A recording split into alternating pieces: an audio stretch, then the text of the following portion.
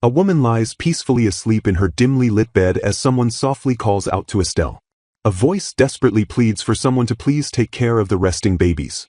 A tearful woman tenderly holds another's hand and firmly promises to take care of the children. Weeping bitterly beside the crib, she vows to protect the infants even if it costs her own life. The story officially begins with Chapter 1, featuring a portrait of a distinguished smiling man and an elegant young woman. The scene transitions to the grand, imposing exterior of a sprawling noble estate. Standing dramatically on the grand staircase with another woman clinging to him, a man points forward and publicly annuls his engagement to Estelle. Stunned by the sudden declaration, Estelle stands quietly as she is told she must atone for all her misdeeds. She quietly closes her eyes as the heavy, accusatory words wash over her. Internally, she notes that even in her previous life, she never encountered anyone quite this awful. She is actually a reincarnated Japanese woman now living as 18-year-old Estelle de Leon, a duke's daughter and the villainess of an otome game called The Name of the Rose. Pondering her strange situation, she admits she has no experience with otome games and barely understands the world she has been reincarnated into. She reflects on her life as a serious, top-tier student who became engaged to Crown Prince Roland to meet her parents' expectations, expecting him to escort her to tonight's Magic Academy graduation party. Instead, she finds herself caught in a classic villainous annulment event as Roland stands beside the game's heroine, the Baron's daughter Cecile. As someone pleads for the prince to wait, Estelle apathetically accepts the situation since she never actually liked him anyway. Another noble lady steps forward, murmuring quietly as she observes the dramatic spectacle unfolding before them. Lady Louise de Coligny, a count's daughter, fiercely defends Estelle's acknowledged seriousness and demands to know what crime such an earnest person could have possibly committed. The crowd readily sides with the calm Estelle, whispering that Prince Roland was always unreasonable and that Cecile actually caused more problems. Furious at the whispers, the Crown Prince shouts for silence and orders Estelle's exile, accusing her of criminally harassing Cecile out of jealousy. Prince Roland glares down with an arrogant, self-satisfied smirk plastered across his face. Unfazed by his furious bluster, Estelle merely stares back with dull, utterly exhausted eyes.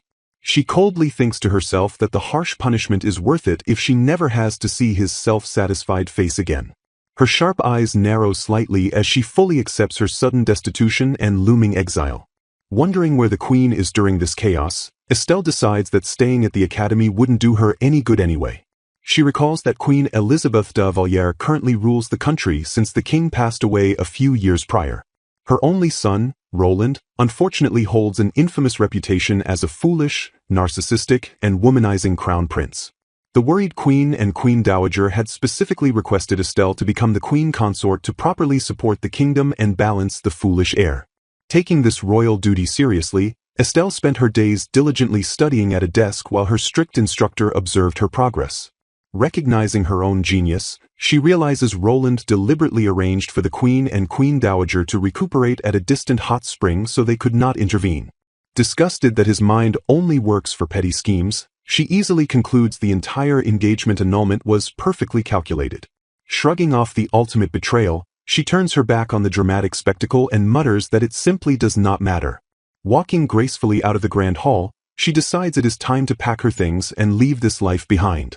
She compares this drama to her past life, where she lived as an ordinary civil servant who entered an arranged marriage without ever experiencing romance or having children.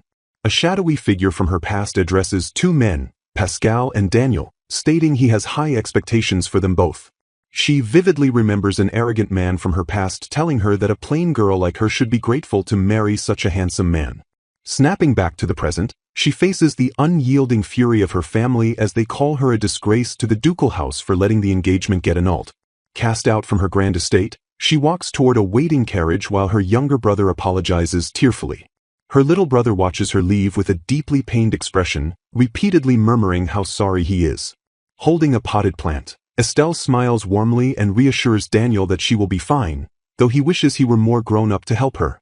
Daniel blinks in mild confusion and points out the strange potted plant she actively chose to take with her. She softly explains that she picked up the budless rose from a trash heap during her first year and simply grew attached to it over time. Thanking him for his sincere concern, she tells him to contact her immediately if anything happens. As they finally part ways, a desperate final plea is made for her to please take care of herself out there.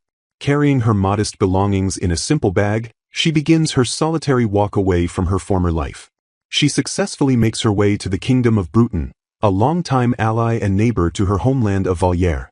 Stepping fully into the new city streets, she takes a breath and realizes that after everything, she is finally free. Despite her newfound freedom, she glances around the unfamiliar architecture and wonders what she should actually do from here. Suddenly, a sharp, predatory eye narrows as a shadowy figure locks onto her vulnerable position. A group of shady figures begins to approach her, ominously commenting on her presence out on such a fine night. Surrounded by street thugs, she calmly deduces that the dangerous streets and her elegant dress have made her an obvious target. Peering curiously out the window, a woman wonders aloud if the stranger outside is genuinely trying to help her with nothing but a frying pan. A delicate hand carefully sets down a potted plant as a voice gently expresses appreciation for the gesture while still harboring a lingering hesitation. Holding her sturdy bag, a long-haired woman in a flowing cloak firmly warns that using such a mundane kitchen tool will only get the defender hurt instead. Eyes narrowing with unwavering resolve, she boldly steps forward and declares her intention to strike the assailants down herself. Unleashing a sudden burst of invisible magical force, the cloaked woman effortlessly blasts a burly thug backward through the air with bone-jarring kinetic impact. Chaos erupts in the narrow alleyway as multiple thugs are simultaneously launched into the air by rapid, unseen magical shockwaves. Trembling violently, a remaining thug gasps in sheer terror as he surveys his defeated comrades groaning on the cobblestones around the mysterious, glowing woman. Scrambling desperately to their feet, the humiliated men flee in absolute panic while screaming over their shoulders that they will definitely remember this utter defeat. Adjusting her grip on her frying pan, the rescued woman stammers her absolute awe at the stranger's incredible strength, though the cloaked savior humbly denies possessing any special power. Introducing herself with a cheerful smile, Monica Garnier admits she never even got a chance to swing her weapon, while her savior reveals her name is Estelle and graciously thanks Monica for her brave concern. A charming wooden sign proudly displays the inviting emblem of a local diner. The grand exterior of a traditional, multi-story building stands peacefully under the bright, clear sky. Bonding over a warm bowl of stew, Monica emphatically agrees that men simply cannot be trusted after listening to the heartbreaking revelation that Estelle's fiancé abruptly annulled their engagement. Estelle passionately confirms her mutual understanding of this bitter, universal truth regarding the cruelty of men. A melancholic flashback reveals that during her youthful days working as a humble waitress in another bustling town, Monica also endured a truly terrible and life-altering experience. During that vulnerable period of her life, the naive young woman crossed paths with an older, exceedingly wealthy merchant who appeared respectable and kind. Overcoming her initial anxieties about their significant age gap, she foolishly believed his tragic tales of profound loneliness since losing his wife and completely threw herself into a blinding romance. However, the very second she joyfully revealed she was pregnant, the merchant's gentle demeanor vanished and his cruel attitude drastically changed. Staring down at her with chilling apathy, he coldly apologized but flatly refused to acknowledge the existence of the unborn baby. Shattering her heart completely, the callous merchant sneered that he did not even know for certain if the child she carried was truly his own.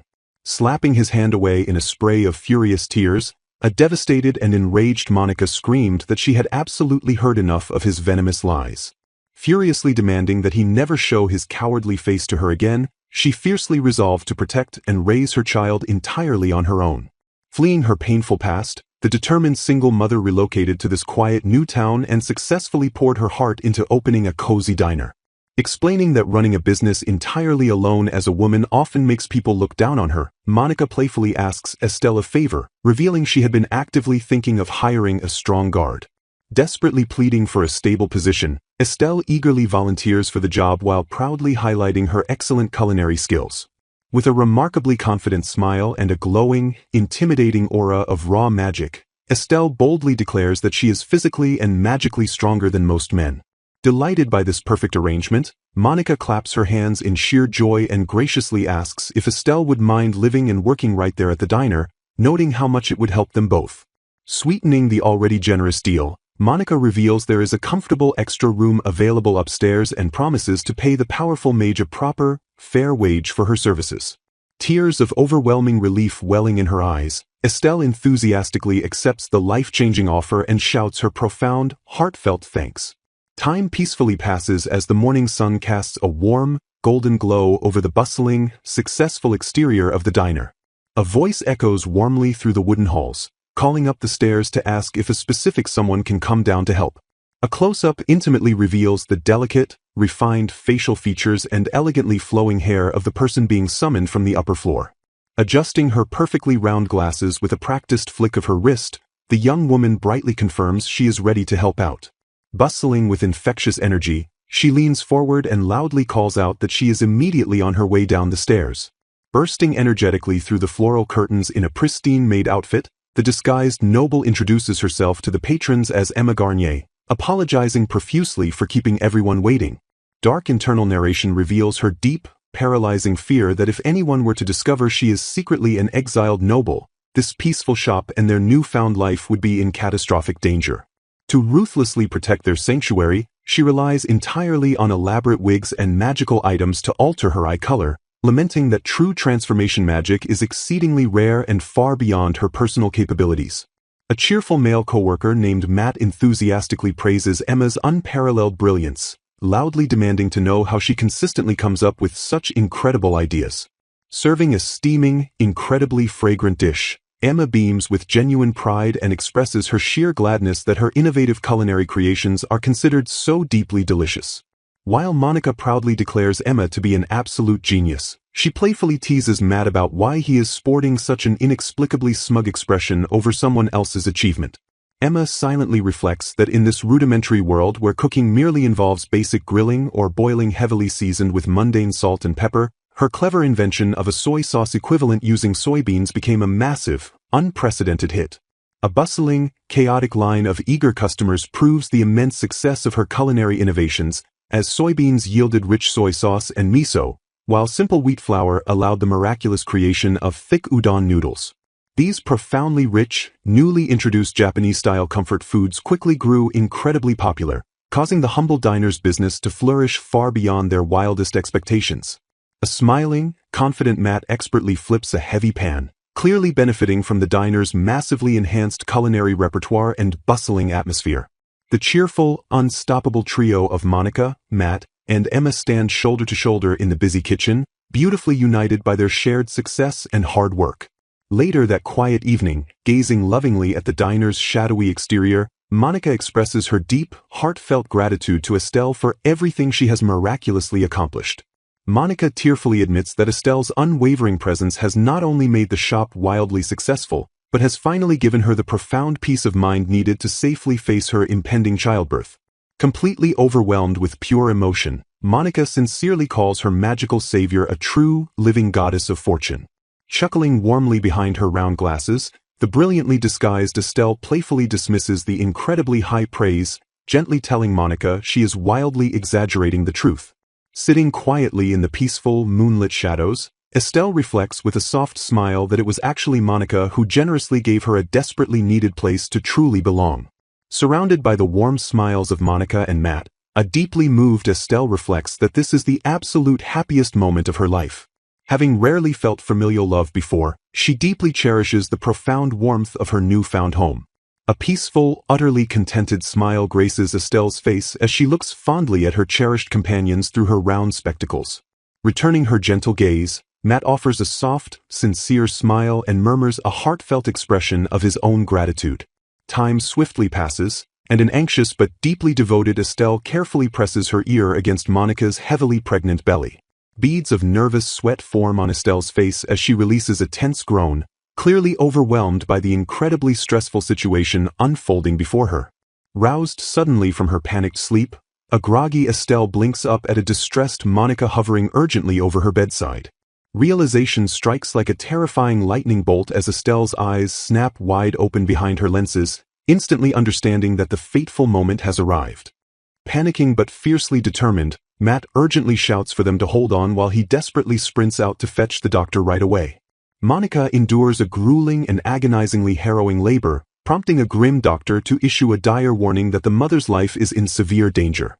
Estelle gasps in sheer horror as the solemn physician suggests they may be completely forced to choose between saving the child or the mother.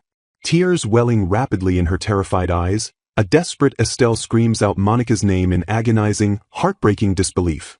Fighting bravely through unimaginable pain, a stubbornly resilient Monica weakly but firmly vows that she will absolutely give birth to her child. Sobbing helplessly beside the blood-stained bed, Estelle listens as her fading friend uses her absolute last ounces of strength to utter a final, desperate plea. After enduring 10 grueling hours of agonizing labor, the devastating silence of the room is finally broken by the piercing cries of newborn twins. Lying weakly against the pillows as her life rapidly fades, a pale Monica begs her dearest friend to look after her precious children. Cradling the fragile infants to her chest, a weeping Estelle fiercely promises to protect them even if it ultimately costs her own life. A peaceful, incredibly relieved smile touches Monica's pale lips as she breathes out a final, profound expression of everlasting gratitude. Estelle unleashes a heartbreaking wail of absolute agony as Monica peacefully passes away, leaving behind a solemn, tragic wish for her children's happiness.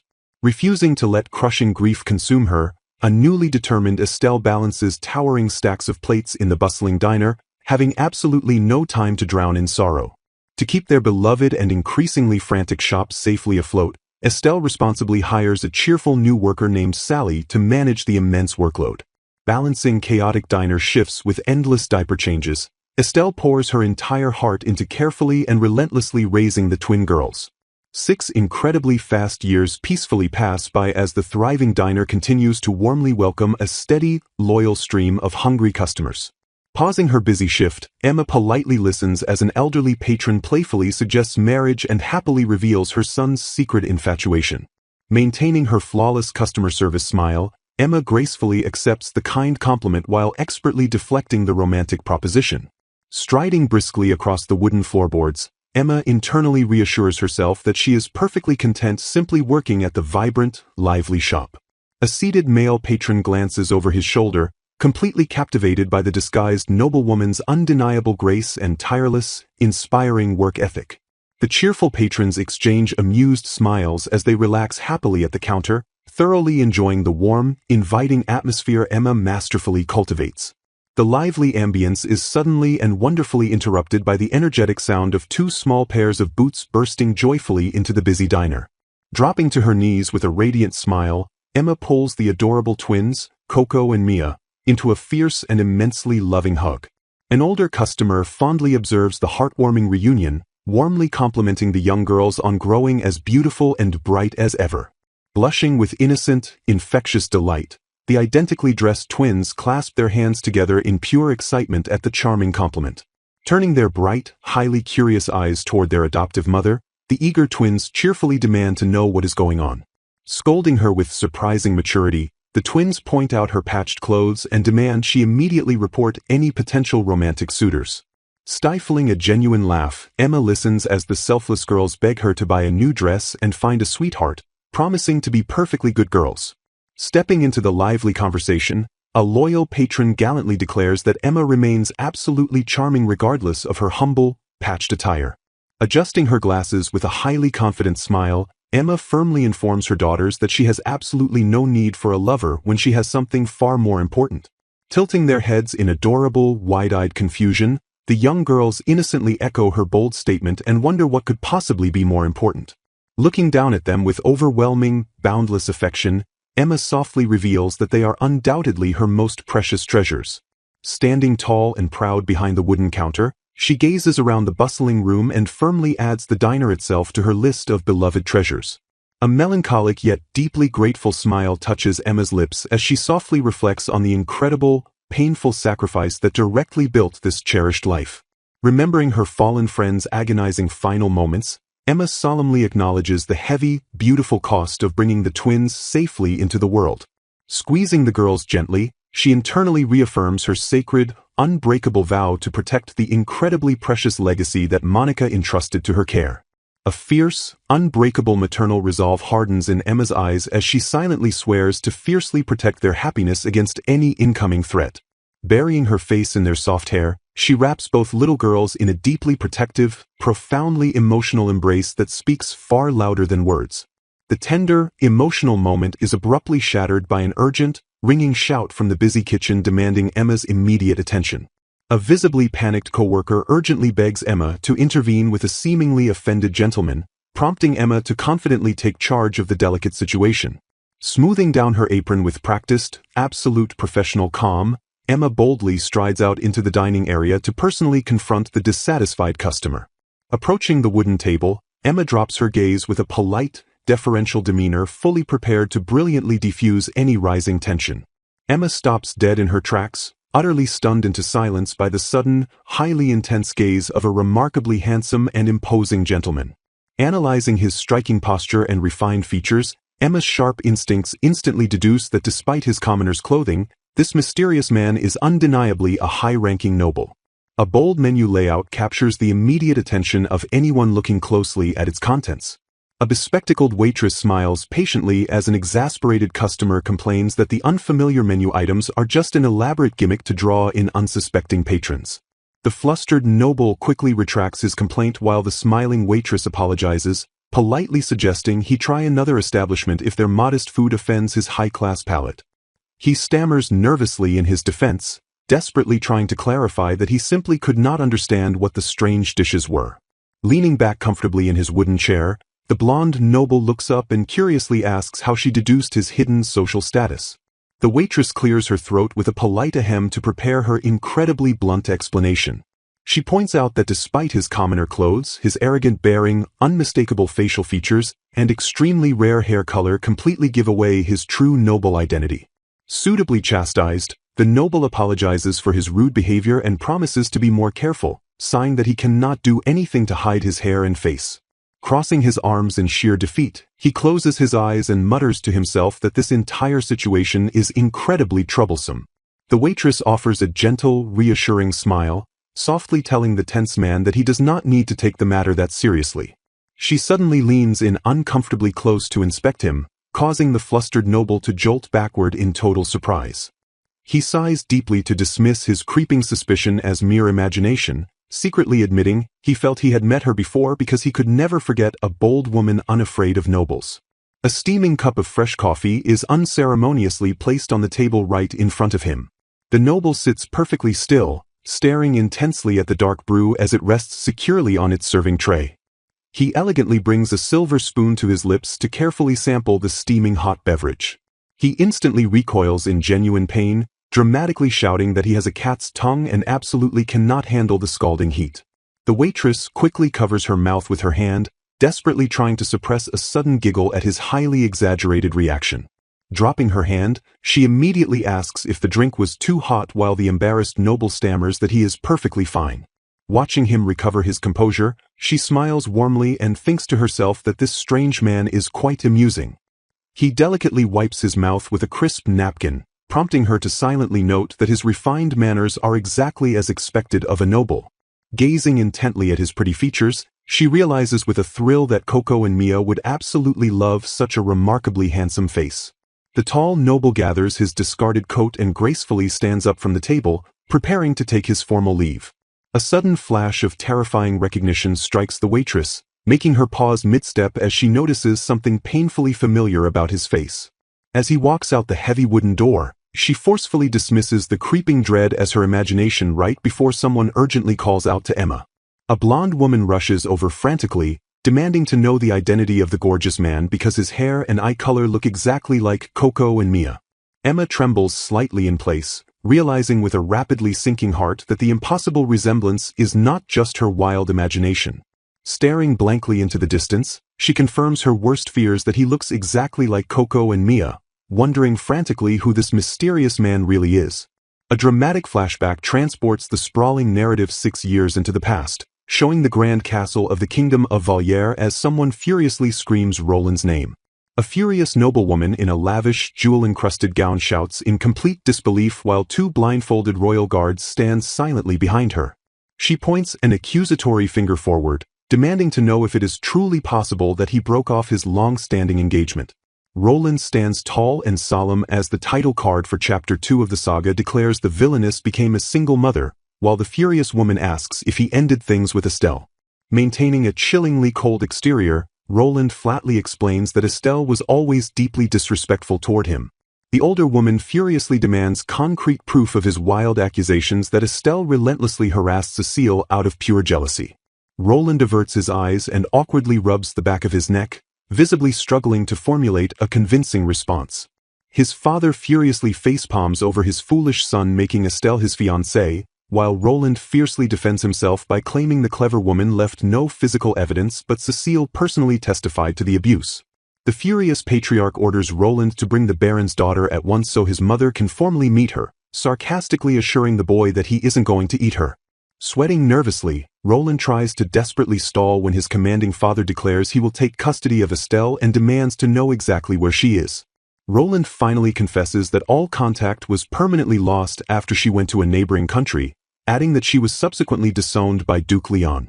His elegant mother recoils in sheer, unadulterated horror, screaming at the top of her lungs to ask what he just said. The exhausted father furiously pinches the bridge of his nose, lamenting why he is surrounded by such absolute fools, even Leon. Realizing he absolutely cannot rely on his idiot son for anything, the weary father resolves to personally hear the matter out himself for the time being. The tense narrative shifts to a royal palace tea party later that same day, where the dramatic rumors continue to spread like wildfire among the elites. A dramatic Cecile cries fake tears to the other ladies, claiming that Lady Estelle is a villain who bullied her, plotted her kidnapping, and maliciously broke her mother's keepsake flowerpot. An elegant older woman sighs deeply into her fine porcelain teacup, brutally summarizing the disastrous situation by noting that an idiot chose an idiot. A royal investigator bows low in complete shame, offering his deepest apologies to his superiors because the missing Estelle has still not been found. He nervously promises his furious commander that his entire unit will continue to pour all available efforts into the ongoing search. Looking out over the sprawling kingdom, a shadowed figure mournfully whispers into the wind, begging to know where Estelle could possibly be hiding. The timeline jumps forward 6 full years into the future, landing squarely in the bustling, peaceful kingdom of Bruton. A set of heavy wooden tavern doors swings wide open as a bright, cheerful voice rings out to welcome a brand new patron. The bespectacled waitress, secretly hiding from her turbulent past, turns confidently from the wooden tavern bar to greet the unknown arrival. A waitress in a dark apron happily welcomes a customer into the establishment with a bright, warm smile. The handsome young man politely introduces himself to her as Frederick. Following their initial meeting, he starts coming to the shop frequently to enjoy their meals. The twin girls enthusiastically greet Frederick at the door, cheerfully declaring that he looks incredibly handsome again today. Emma approaches the seated noble and playful asks if he is just more fresh meat joining the superficial crowd of regulars who only come to see her. Frederick quietly closes his eyes and smiles in mild amusement at her blunt accusation. Taking a slow sip from his cup, he openly admits he cannot deny her popularity, leaving a confused Emma to ask what he is talking about. The bespectacled waitress covers her mouth in sheer bewilderment, quietly repeating the word popular to herself. Misunderstanding his compliment entirely, she strikes a proud pose and boldly declares complete confidence in her physical strength. A heavily blushing Frederick stammers a quick apology and awkwardly gestures to hand her back the shop's menu. He formally orders the chawanmushi and agedashi tofu, which Emma cheerfully promises to bring right away. Before she can walk off, Frederick nervously calls out Emma's name to ask her a quick question. Glancing back, she listens as he curiously asks if she makes the unusual tofu ingredient right here in the shop. Emma smiles brightly and confirms that she and Matt make the tofu together every single morning. Frederick remarks that the two of them must be close, prompting a confused Emma to wonder what he means by together. The waitress thoughtfully glances over her shoulder before walking away through the swinging wooden doors. A close-up reveals Emma's guarded expression as her sharp eyes narrow with deep, lingering suspicion. Observing the solitary man drinking from his mug, Emma silently wonders why a wealthy noble is eating at her humble shop instead of enjoying extravagant meals at his grand mansion.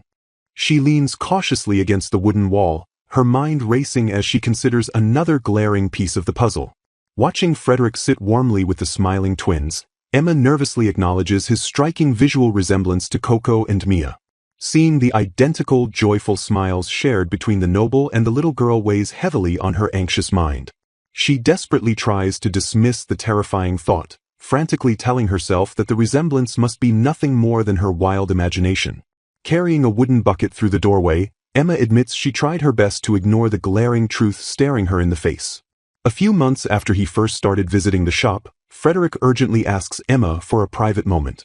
Placing a solemn hand over his chest, he apologizes sincerely if his sudden confession comes as a terrible shock. Standing tall in the open breeze, Frederick looks Emma directly in the eye and plainly states his belief that Coco and Mia are his sisters.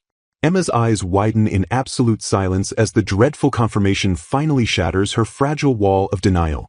A bright full moon hangs ominously in the night sky as Emma mentally accepts that she knew this fateful day would eventually come. The heavy silence settles over the quiet, moonlit exterior of the Grand Manor building. Frederick gently pleads for her to listen as he prepares to explain the complicated family truth.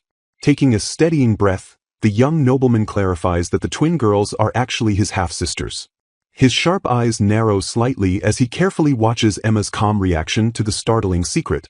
When he asks why she isn't surprised, Emma solemnly admits she had a gut feeling from the very first time she laid eyes on him.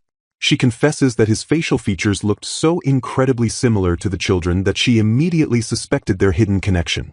Acknowledging her sharp intuition, Frederick requests to formally confirm her exact relationship to a specific woman.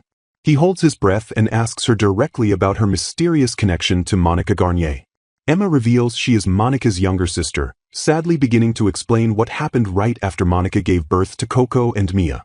A single, heavy tear gathers silently in the corner of Emma's deeply mournful eye.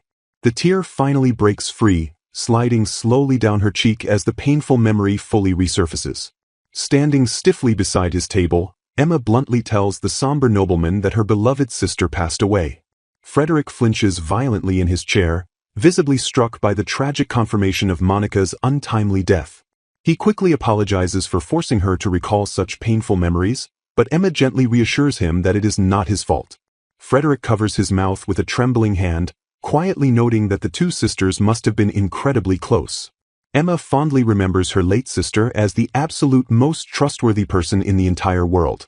Stepping forward to finally reveal his own full identity, the young man officially introduces himself as Frederick Lafayette.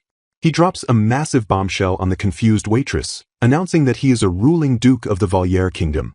Emma stares back in complete and utter bewilderment, repeating the prestigious title of Duke Lafayette. She stammers that the duke was supposed to be a much older man, prompting Frederick to sadly explain that his father recently passed away and he just inherited the title.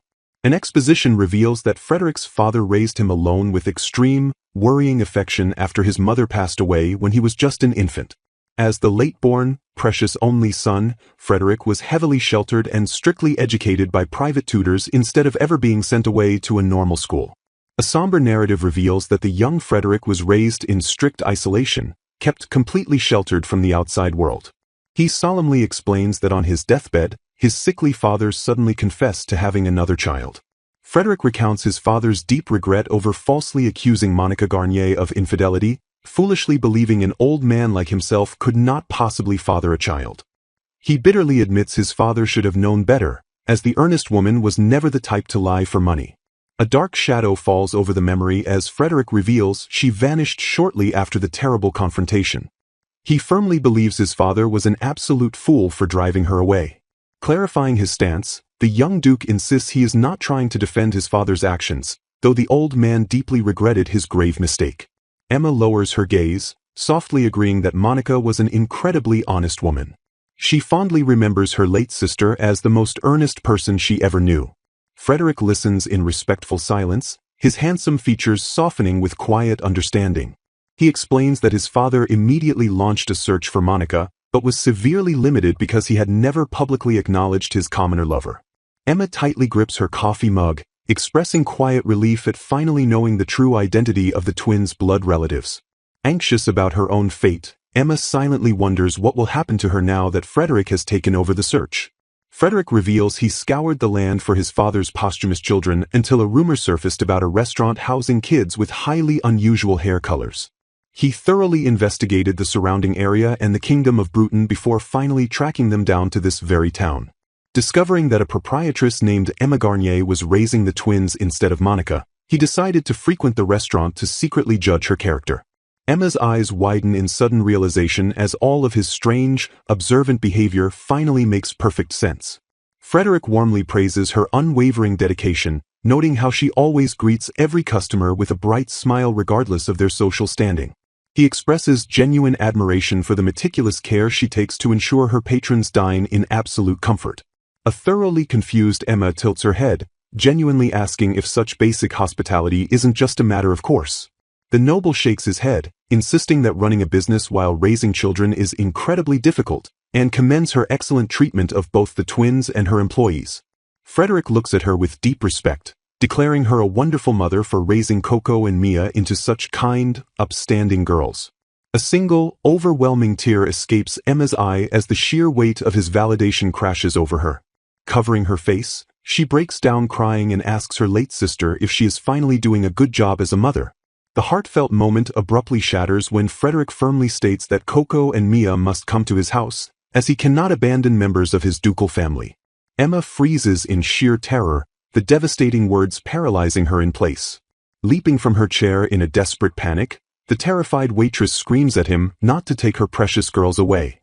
A highly flustered Frederick throws his hands up, frantically begging her to calm down and insisting she has completely misunderstood his intentions.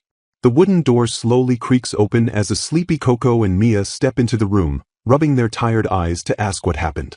The twins immediately notice their mother's tears, their sleepy expressions instantly shifting into protective glares directed at the noble. Standing fiercely in front of Emma, the angry girls declare that they absolutely hate anyone who makes their mother cry, no matter how handsome he is.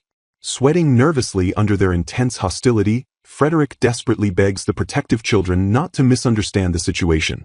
He quickly clarifies that he has absolutely no intention of ever separating them from their beloved mother. Emma blinks through her lingering tears, her voice trembling slightly as she asks if he is truly telling the truth. The young Duke offers a reassuring smile and firmly promises that he will not tear their family apart. Safe and reassured, the exhausted twins fall fast asleep together under the warm blankets. Since the late dukes will granted the twins' inheritance rights, Emma agreed to temporarily stay at the ducal mansion solely to complete the necessary legal procedures for their future. The loyal tavern employees confidently beat their chests, happily promising to protect the shop while she is away. 1 week later, an elegant horse-drawn carriage finally arrives at the sprawling Lafayette estate. The heavy iron gates of the Grand Manor swing open to welcome the returning lord and his new guests. The majestic carriage slowly rolls across the pristine cobblestone courtyard of the noble residence. Twin doors open to reveal a breathtaking, chandelier-lit entrance hall lined with perfectly positioned servants. Staring up at the sheer scale of the massive architecture, an overwhelmed voice completely mistakes the extravagant mansion for a royal castle. Emma stares in total disbelief, heavily admitting she never imagined the estate would be this obscenely grand even in the royal capital.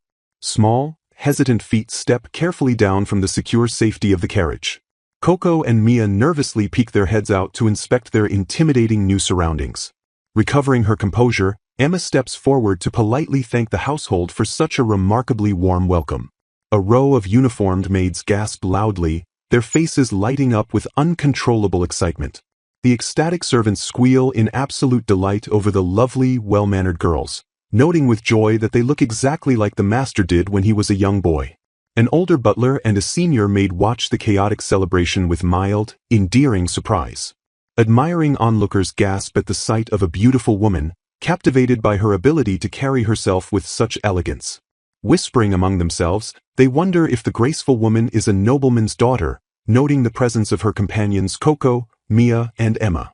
Startled by the sudden attention, Emma glances upward with a look of mild surprise behind her spectacles. A welcoming hand extends toward her, gesturing for her to step forward into her new life. The grand entrance of the Lafayette home looms ahead, opening its doors to receive the new arrivals. A row of uniformed maids stands in stunned silence, their jaws dropping in unison at the unfolding scene. Overwhelmed by the sight, the maids whisper that seeing a smile from their master is a truly rare occurrence. Brushing off the butler's reminder to wait inside, the master insists he simply couldn't wait any longer to greet them. Presenting the head butler, Philippe, the master introduces him to Lady Emma, Lady Coco, and Lady Mia as a vital pillar of the household. Stepping forward with profound respect, Philippe warmly awaits their arrival from the very bottom of his heart. Emma marvels at her luxurious new room, where the master reveals he has already prepared clothes for her inside the closet. Coco and Mia's eyes sparkle with absolute joy as the master generously encourages them to feel free to wear the beautiful dresses.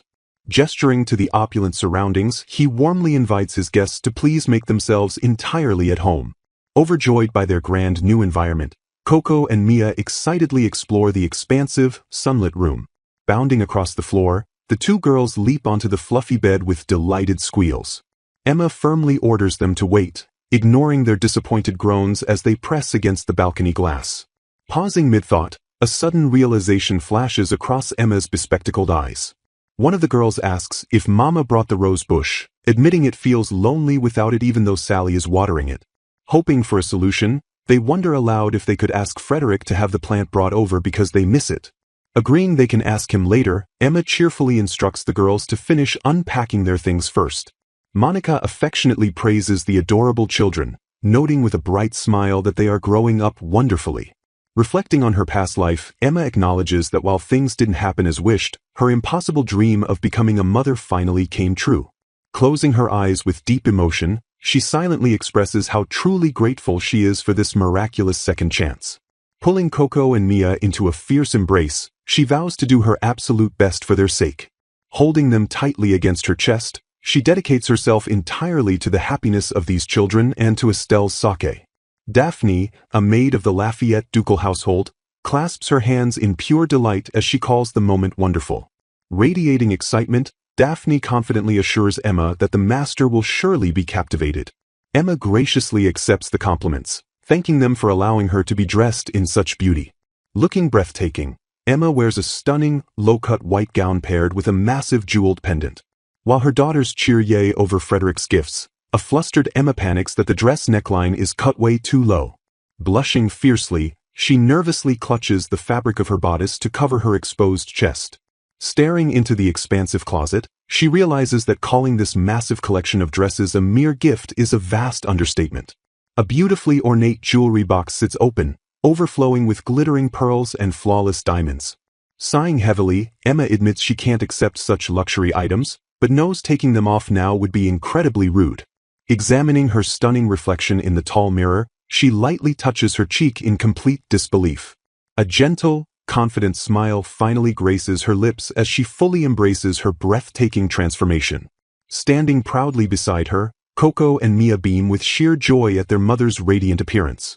Revealing how restlessly the master paced the library all morning, Daphne explains he has been eagerly waiting for Lady Emma's arrival. Catching her off guard, Daphne enthusiastically praises Lady Emma for having such incredibly refined speech. Sweating nervously after nearly giving herself away, Emma quickly claims she developed her speech while working at a noble's manor. Hearing that the master was impatiently pacing all over the mansion just for her leaves Emma completely bewildered. Daphne bluntly clarifies that his anxious anticipation was entirely focused on Emma, not Coco and Mia. Giggling into her hands, the maid finds the master's obvious romantic desperation incredibly amusing. Observing the situation, Emma bluntly realizes that the children are being completely ignored in this dynamic. The grand exterior of the Lafayette estate stands tall, its majestic architecture gleaming beneath the clouds. Approaching the dining table, Frederick formally excuses himself while Emma thanks him for the generous invitation. Flashing a brilliant, charming smile, Frederick happily declares that he has been waiting for her. Gesturing warmly to the grand dining hall, he firmly assures Emma that this mansion is her home now. Staring up at him in awe, Emma is completely captivated by his sincere declaration and striking presence. Startled by her breathtaking appearance, Frederick blushes furiously and aggressively covers his face to hide his intense embarrassment. Blushing fiercely, Frederick admits he couldn't help but get nervous because she looks so incredibly beautiful. Shocked by the compliment, Emma frantically wonders if her elegant new outfit is truly too immodest. Gazing at her with absolute adoration, he declares that while she is always lovely, today she is especially enchanting. Frederick insists that any man alive would find it completely impossible to look away from her radiant beauty. Startled by the sudden romantic tension, the background maids drop a silver tray and gasp in horror as it shatters. Dropping to their knees in a blind panic, the flustered maids bow their heads and scream their deepest apologies. Smiling warmly, Emma graciously thanks Lord Frederick and playfully notes that he is exceptionally skilled at flattering women. Laughing softly at her teasing, Frederick rubs his cheek with a wonderfully sheepish and charming smile. Stepping forward with crisp, perfectly polished shoes, the head butler Philippe calmly interrupts the moment to address Lady Emma. Philippe formally urges her to accept Frederick's feelings, calling it an absolute miracle since it is the very first time he has ever seen the master genuinely praise a woman. Completely flustered by his butler's blunt honesty, Frederick waves his hands frantically and begs Emma to forgive him while insisting he is truly honored. Emma simply closes her eyes and smiles with profound gentleness, softly reassuring him that it is perfectly all right. Her breathtaking smile completely lights up the room, casting an ethereal and captivating aura around her elegant figure. Struck entirely speechless, Frederick gasps sharply as an unfamiliar, piercing emotion suddenly grips his chest. Clutching his tailored coat, he stares at her in wide-eyed shock and frantically wonders if this overwhelming sensation is the legendary feeling of falling in love. He feels his heart racing wildly against his ribs, unable to tear his mesmerized gaze away from her. Frederick lowers his head slightly, his glasses glinting as he tries to process the sudden, intense romantic impact. Sweating nervously, the utterly bewildered Duke seriously questions if he might actually be feeling physically unwell. Sometime later, Emma reflects that the inheritance meeting was postponed, so Frederick thoughtfully suggested Coco and Mia receive private tutors in the meantime. Watching the girls joyfully practice martial training alongside their academics, Emma expresses immense gladness that they are staying active and spending each day so happily. A maid informs Emma that her potted plant has safely arrived, prompting Emma to deeply thank Frederick for taking such good care of them alongside organizing the tutors. The beaming maid insists it is a great honor, revealing that all the servants absolutely adore them and secretly hope they stay at the estate forever. Leaning casually against the balcony pillar, Frederick suddenly reveals that every single one of the hired tutors was utterly astonished by Coco and Mia. Startled by this unexpected praise, Emma listens intently as Frederick explains the educators had never seen such incredibly talented children. He notes their flawless manners are fit for the royal court, which is highly suspicious since commoner children are rarely educated this thoroughly in high society. Flashing bright peace signs, Coco and Mia proudly declare to the Duke that they learned absolutely everything from their wonderful mama. Turning a sharp, penetrating gaze toward Emma, Frederick directly demands to know where she managed to acquire such extensive, elite knowledge. Feeling the dangerous sting of his question, Emma nervously lies that she simply enjoys studying and taught herself by imitating the nobles while working as a lowly servant. Heavy drops of sweat roll down Emma's face as she waits in agonizing suspense to see if he will buy her desperate excuse. Frederick narrows his eyes thoughtfully, silently analyzing her highly improbable claim of being a mere self-taught servant girl. On the ominous day of the inheritance, Daphne pulls Lady Emma aside and solemnly begs her to please be incredibly careful. Walking through the grand estate, Daphne warns that many of the master's greedy relatives are furious about the vast inheritance going to Coco and Mia. Emma sincerely thanks Daphne for the critical warning, her eyes hardening with fierce, unwavering protective resolve for her vulnerable daughters. Meanwhile, scheming nobles whisper treacherously about Crown Prince Roland being disinherited and fleeing alongside his fiancée, Lady Cecile. The plotting aristocrats eagerly wonder if their ducal house should ruthlessly seize this chaotic political chance to serve Her Majesty the Queen. They sneer in wicked agreement, the sharp clicks of their polished shoes echoing ominously against the cold marble floor. Frederick glares viciously from the shadows, his sharp eyes tracking the treasonous whispers circulating among his power-hungry family members. Entering the grand meeting hall, Emma and the girls freeze as they are instantly subjected to the furious, judging glares of the seated relatives. Swallowing nervously, Emma realizes Daphne was absolutely right about the suffocating, hostile tension poisoning the atmosphere.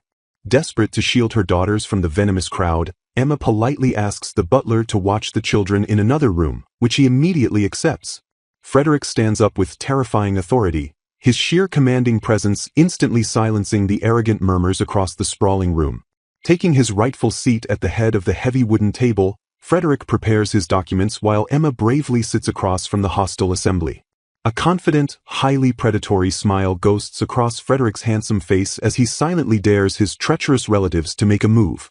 One furious relative violently breaks the silence, accusing the gold-digging woman of cowardly hiding behind the children to steal their wealth.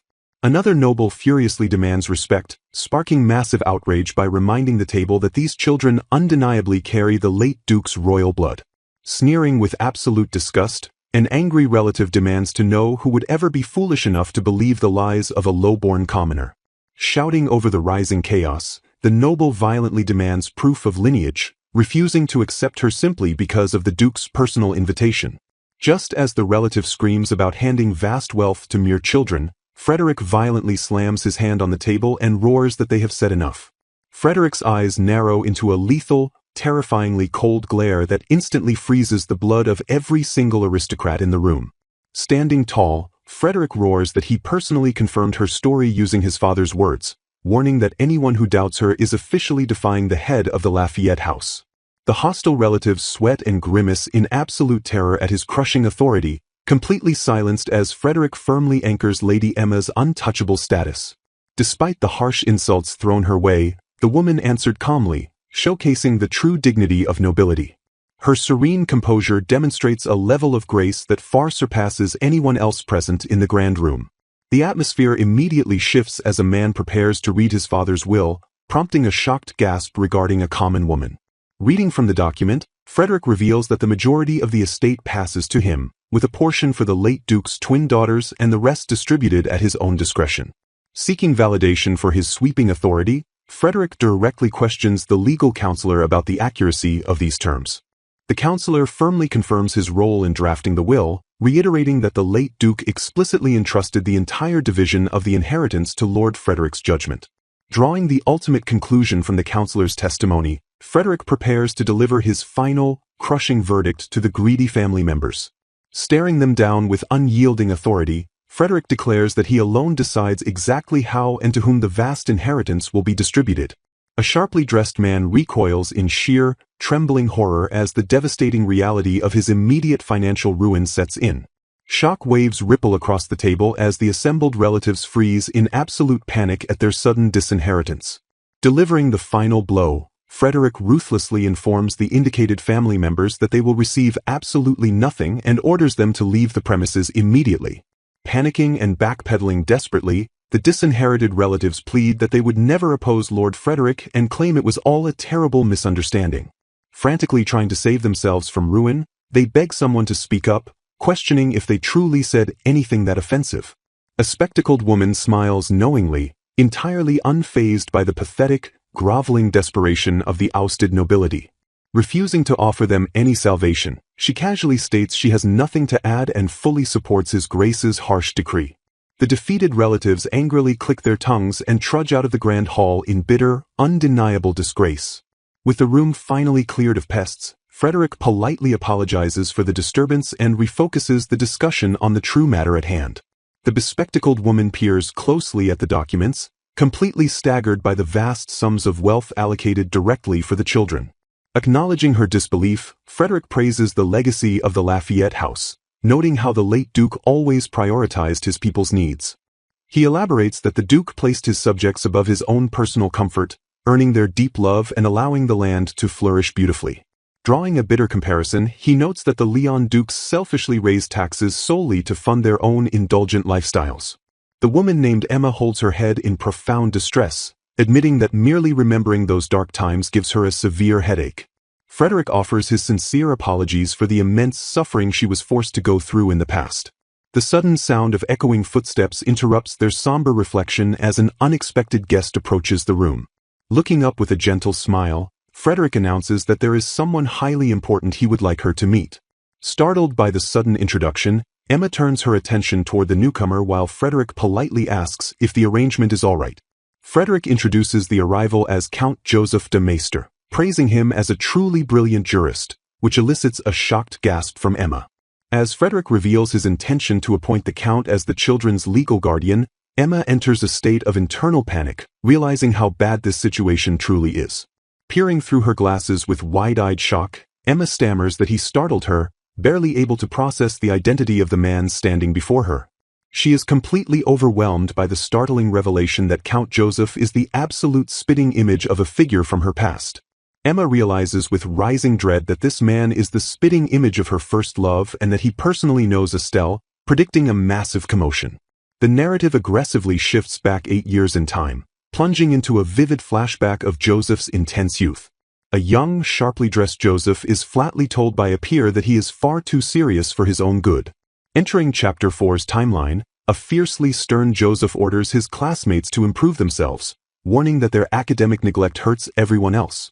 An arrogant student immediately threatens Joseph with a good punch, telling him to shut up and stop acting like hot stuff just because he can study. Before the violent heir of House Edgrants can throw a punch, the elegant Lady Estelle smoothly intervenes, reminding him of his recent engagement. The aggressive student instantly backs down with a panicked apology the moment he recognizes the stunning daughter of the Duke of Leon. Estelle stands composed and graceful before the humbled aggressor while a silent, observant Joseph watches the scene unfold from the sidelines. Framed by beautiful blossoms, Estelle casts a warm, incredibly radiant smile that silently captivates everyone standing around her. A young Joseph stands absolutely speechless, his previously stern demeanor melting away as he stares intently at her natural grace. He watches in quiet awe as Estelle's elegant figure turns and peacefully walks away through the bright, sunlit courtyard. Behind his glasses, Joseph's stoic expression softens into a look of profound, lingering admiration for the noble girl who effortlessly saved him. Snapping back to the present reality, a slightly flustered Joseph brushes his hair and humbly excuses his momentary lapse in concentration. Recovering his composure, Joseph explains that back in their academy days, he shared a class with the strikingly beautiful Lady Estelle de Leon. He passionately elaborates that she was far more than just a pretty face, describing her as incredibly strong, intelligent, and fiercely resilient. He recalls how she was a woman overflowing with genuine compassion, always willing to help someone in need even when it was highly inconvenient for her. Looking out fondly at the memory, Joseph admits that she even helped him once, forever cementing her as the untouchable target of his deep admiration. A lingering, wistful silence fills the room as Joseph quietly reflects on the profound impact Estelle had on his formative years. Standing confidently beside Frederick, Joseph openly confesses that the brilliant Lady Estelle of Lynn must have undoubtedly been his very first love. A somber look crosses his handsome face as he solemnly references the tragic moment when the Crown Prince completely annulled their high-profile engagement. Hearing that she remarkably resembles a certain duke's striking red-haired daughter, Lady Emma maintains a polite facade. She gently brushes off the comparison by noting that her own eyes and hair are completely different. Behind her strained smile, Emma internally panics as she realizes Count Joseph's terrifyingly sharp intuition might expose her. Desperately gripping her dress, she frantically tries to figure out how to talk her way out of this dangerous situation. Observing the tense exchange, Frederick silently watches Emma's subtle reactions with a quiet, contemplative gaze. His sharp eyes narrow slightly, carefully scrutinizing the nervous woman standing before him for any hidden tells.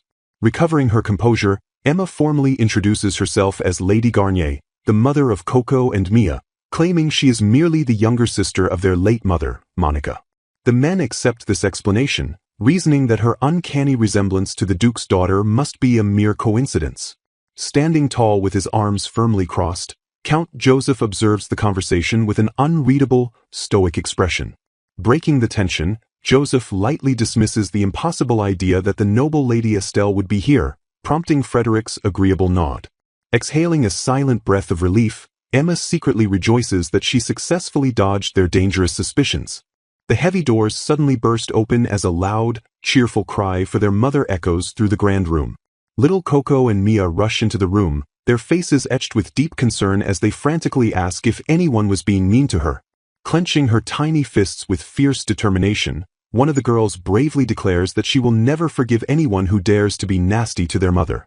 Hearing her daughter's fierce loyalty, Emma's anxious expression completely melts away into a look of profound, tender warmth.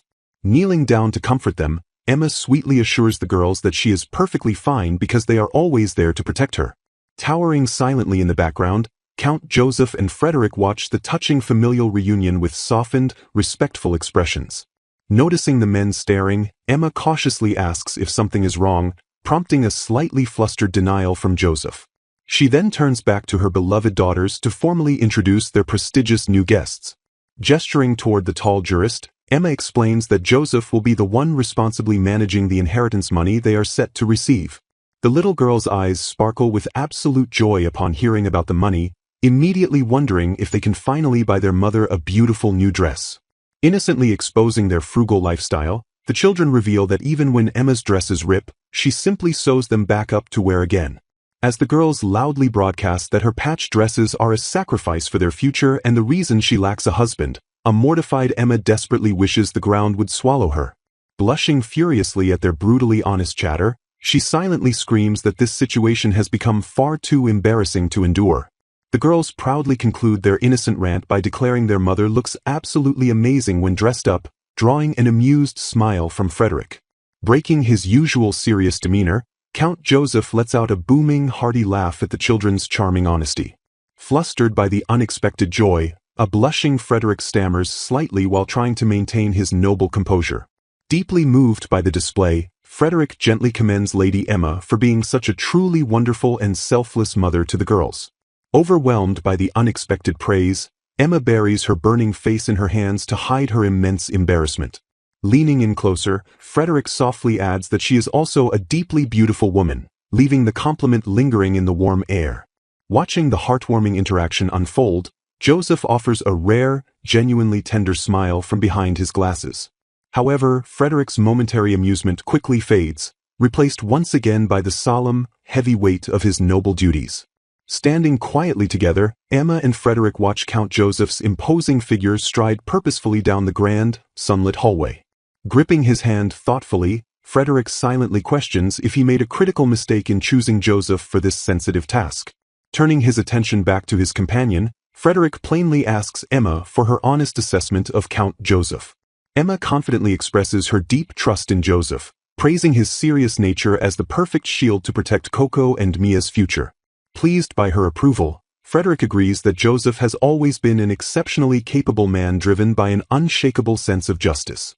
With a slight, playful smirk, Frederick casually reveals that the stern jurist is actually incredibly popular among women.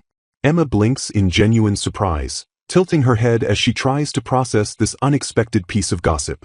Recovering quickly, Emma politely concedes that Joseph does appear to be both highly competent and undeniably charming. Frederick immediately seizes upon her words with a knowing look, teasingly asking if she truly believes that.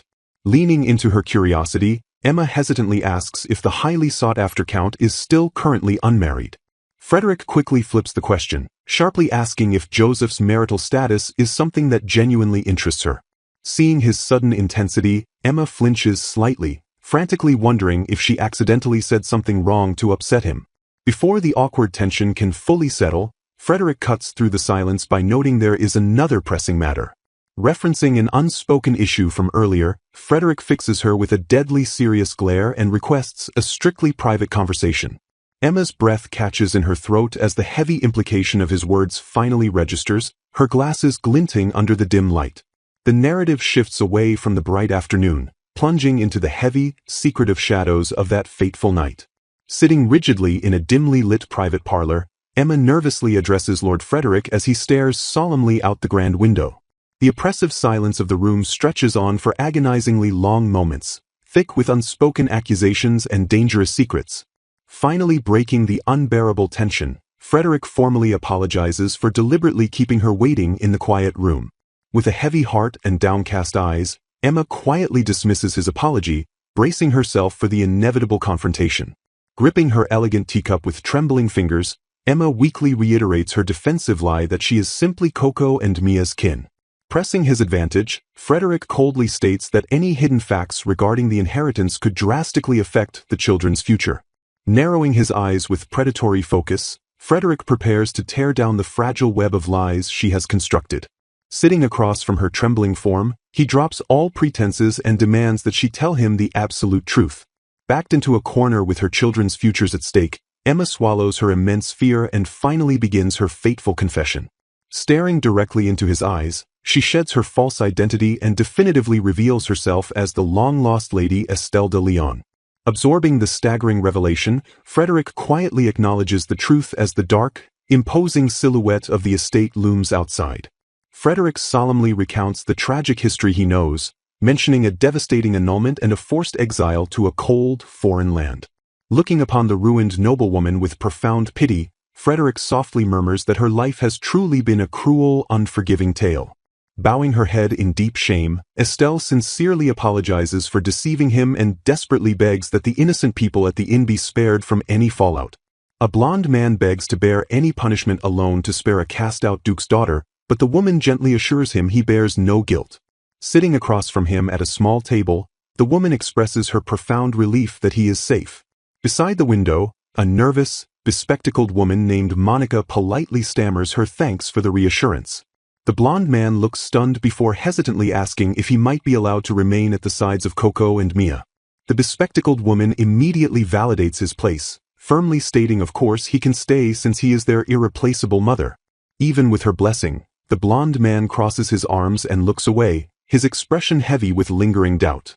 Another flamboyant man suddenly interjects that her former fiancé must have been entirely blind to cruelly break an engagement with such a remarkable woman, noting that the fiancé was drawn to someone else while the woman herself admits she never truly loved him. Glancing over his shoulder with a soft smile, the blonde man begins to confess that he finds this development rather unexpected.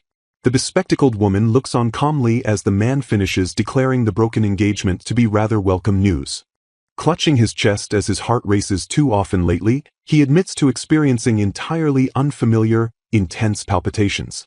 Smiling serenely with his eyes closed, he explains he never had heart problems before this, marveling at how she gave her all to a fiancé she did not even love. Gazing intently at the bespectacled woman sitting diligently at her desk, he notes that such phenomenal effort and devotion are truly rare. Visibly moved, the woman reveals that no one has ever said such validating things to her, finally feeling that her hard work deserves to be acknowledged. Tears spilling from beneath her glasses, she emphasizes that absolutely no one had ever recognized her struggles until this very moment. Overcome with emotion, she tearfully tells Lord Frederick that he is far too skilled at making her cry. Staring down with a somber expression, Lord Frederick quietly replies that causing her tears was never his intent. Brushing her tears away, she softly murmurs that she simply wants to see him smile. Overwhelmed by her sincerity, Lord Frederick begins to respond but is cut off by the sheer weight of the moment. Beaming radiantly, the bespectacled woman starts to voice a heartfelt wish, though her words trail off into a warm, hopeful silence. A quiet, contemplative pause settles between them as the two stand completely still, absorbing the profound emotional shift. Startled out of the silence, a sudden shocked exclamation shatters the peaceful atmosphere. Acknowledging her brave facade, Lord Frederick gently offers his shoulder for her to lean on whenever she wishes, prompting her to confess that she feels much calmer now. Questioning if she has truly never had anyone to rely on, he listens as she admits her complete inability to trust or depend on others. Staring blankly ahead, she confirms she has never had such a supportive person in her life, though a lingering doubt makes her reconsider. Pivoting the deeply personal conversation, he boldly asks if she has ever truly experienced the feeling of being in love. Looking entirely detached, she truthfully admits she does not even understand what romantic love is, declaring that the only love that matters is her fierce devotion to Coco and Mia. Swearing to do absolutely anything within her power, she waits as he seriously notes that there is something specific he must ask of her. Looking out toward the imposing royal palace of Valier, the man asks if she knows of the current political turmoil, explaining that the Queen tried to mold Crown Prince Roland and his lover, Lady Cecile, into suitable rulers. Conceding that the royal training must have been incredibly difficult, he grimly reveals that the Queen's ambitious plan did not go well at all. Swinging a heavy sword in grueling conditions, the disgraced Prince Roland was ordered to serve as a common soldier on the harsh, unforgiving frontier. Meanwhile, struggling under the immense pressure of queenly training, Lady Cecile was sent to a convent but quickly gave up and cowardly fled. Prince Roland had endured all the agonizing frontier torments solely for Cecile's sake, but upon hearing of her selfish escape, his spirit broke completely. Left utterly speechless by the betrayal, Prince Roland deserted the army and remains missing to this day. Because Roland is the Queen's only son, Her Majesty made the drastic decision to disinherit him entirely and seeks to name a brand new crown prince or princess. The narrative abruptly shifts focus to the complex, tangled web of three powerful noble factions waiting in the wings to seize the sudden royal vacuum. In Valier, the royal family is deeply interwoven by blood with the three great dukedoms, Lafayette, Lyon, and Mirabeau, and historically, princes would be adopted to inherit a ducal house lacking a son.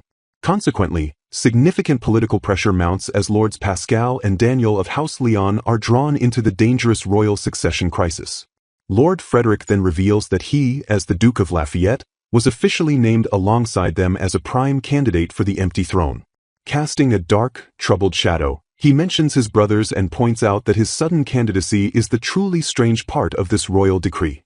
The woman questions the bizarre logic of the situation, wondering why Lord Frederick would be considered when he has already inherited his prestigious title. Frederick explains a shocking rumor that an illegitimate child of his father has been found, prompting Her Majesty to brazenly declare that if this child inherits Lafayette, then Frederick is free to take the throne. Calling the entire plot outrageous, Frederick details the convoluted requirement that he must first be formally adopted by the Queen to even become crown prince. Clenching his resolve, Frederick firmly declares he will not cast aside the Lafayette name, wishing only to protect the beloved lands his father entrusted to him.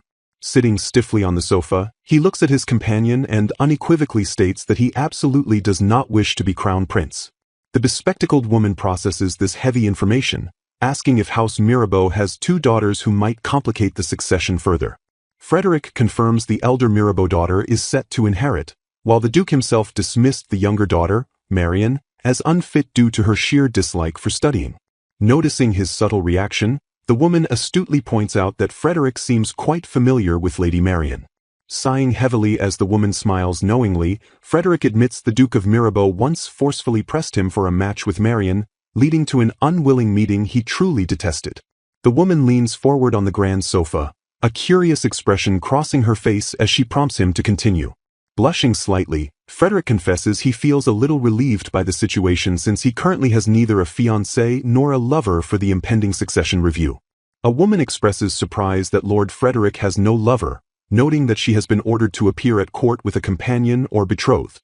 Staring softly ahead, Lord Frederick admits that his world has always been small. The bespectacled woman finds it hard to believe someone so admirable has never had a lover, prompting Frederick to embarrassingly confess his complete lack of romantic encounters or interest in arranged matches. Frederick boldly asks her to accompany him to the palace as his fiancée before the Queen, causing her to scream in utter shock. Eyes spinning with panic, she loudly insists the request is impossible because she is not fit to stand at his side. Frederick just laughs and calls her adorable, while she flusters and begs him not to tease her.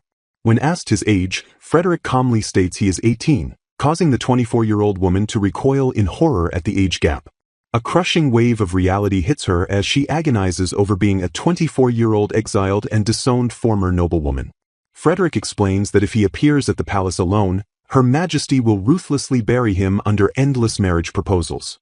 Resting his chin thoughtfully, he adds that the Duke of Mirabeau will only redouble his political pressure unless he brings a companion. Looking at her intently, he reiterates his strong desire to avoid becoming the crown prince entirely. Realization dawns in the woman's eyes as she begins to understand his true strategy. She pieces together that he specifically wants someone utterly unsuitable to play the role of a crown princess. Volunteering herself as the perfect unsuitable candidate to thwart the royal succession, she misses Frederick's quiet dismay as he begs her not to misunderstand him.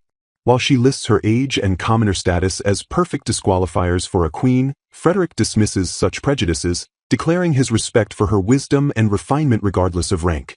He tenderly affirms that to him, she is someone he is incredibly proud of. The woman looks down quietly, overwhelmed by his genuine and unexpected praise. Highlighting her worn appearance, she points out that even her hands are rough and scarred from hard labor. Without a word of hesitation, Frederick reaches out and gently takes her calloused hand in his. He softly declares that her rough hands are beautiful proof of just how hard she has fought to survive.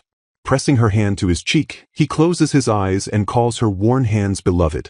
Blushing furiously, she violently flinches back and awkwardly stammers as her heart races. Estelle frantically worries about staining House Lafayette and being recognized by the Queen, but Frederick just laughs and finds her scolding strangely refreshing. She exasperatedly points out that her brothers and the Queen know her well, emphasizing the immense risk of this plan. Her fear of being dragged back by House Leon is immediately shattered when Frederick fiercely vows he will never hand her over to them. Gripping her hand firmly, he promises to protect both her and the children, leaving her stunned and softly asking if he truly means it. Frederick assures her that she will always be able to stay safely with Coco and Mia under his steadfast protection. He explains that the sheer weight of being his betrothed will form a political shield, making it impossible for Duke Leon to touch her. Estelle grimly realizes her family would only reclaim her to profit by selling her off into another political marriage. Clasping her hands tighter, Frederick definitively declares that their arrangement is settled.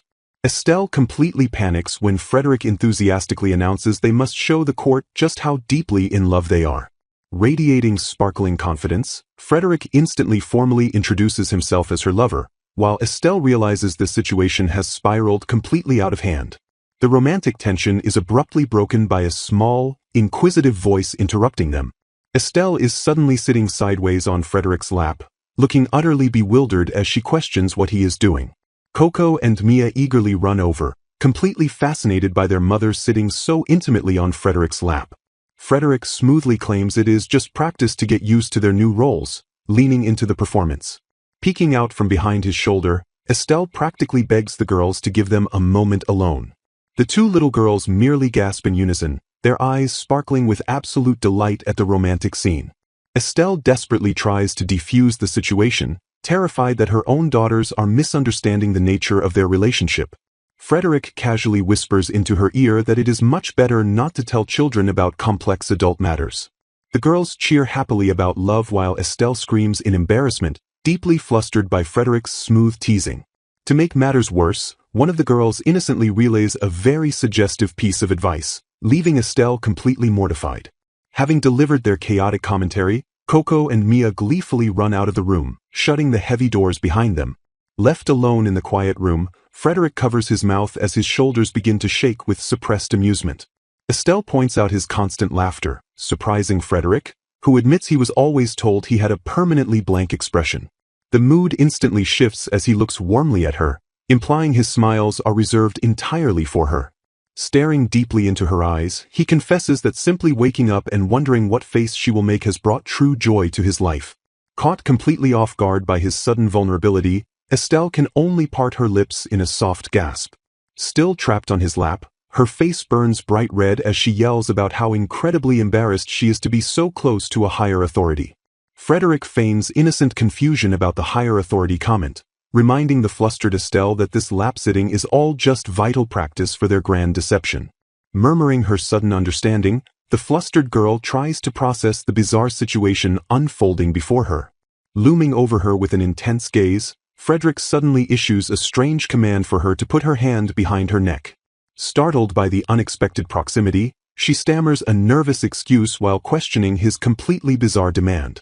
Without waiting for a proper response, he swiftly moves his arm to pull her closer into his personal space.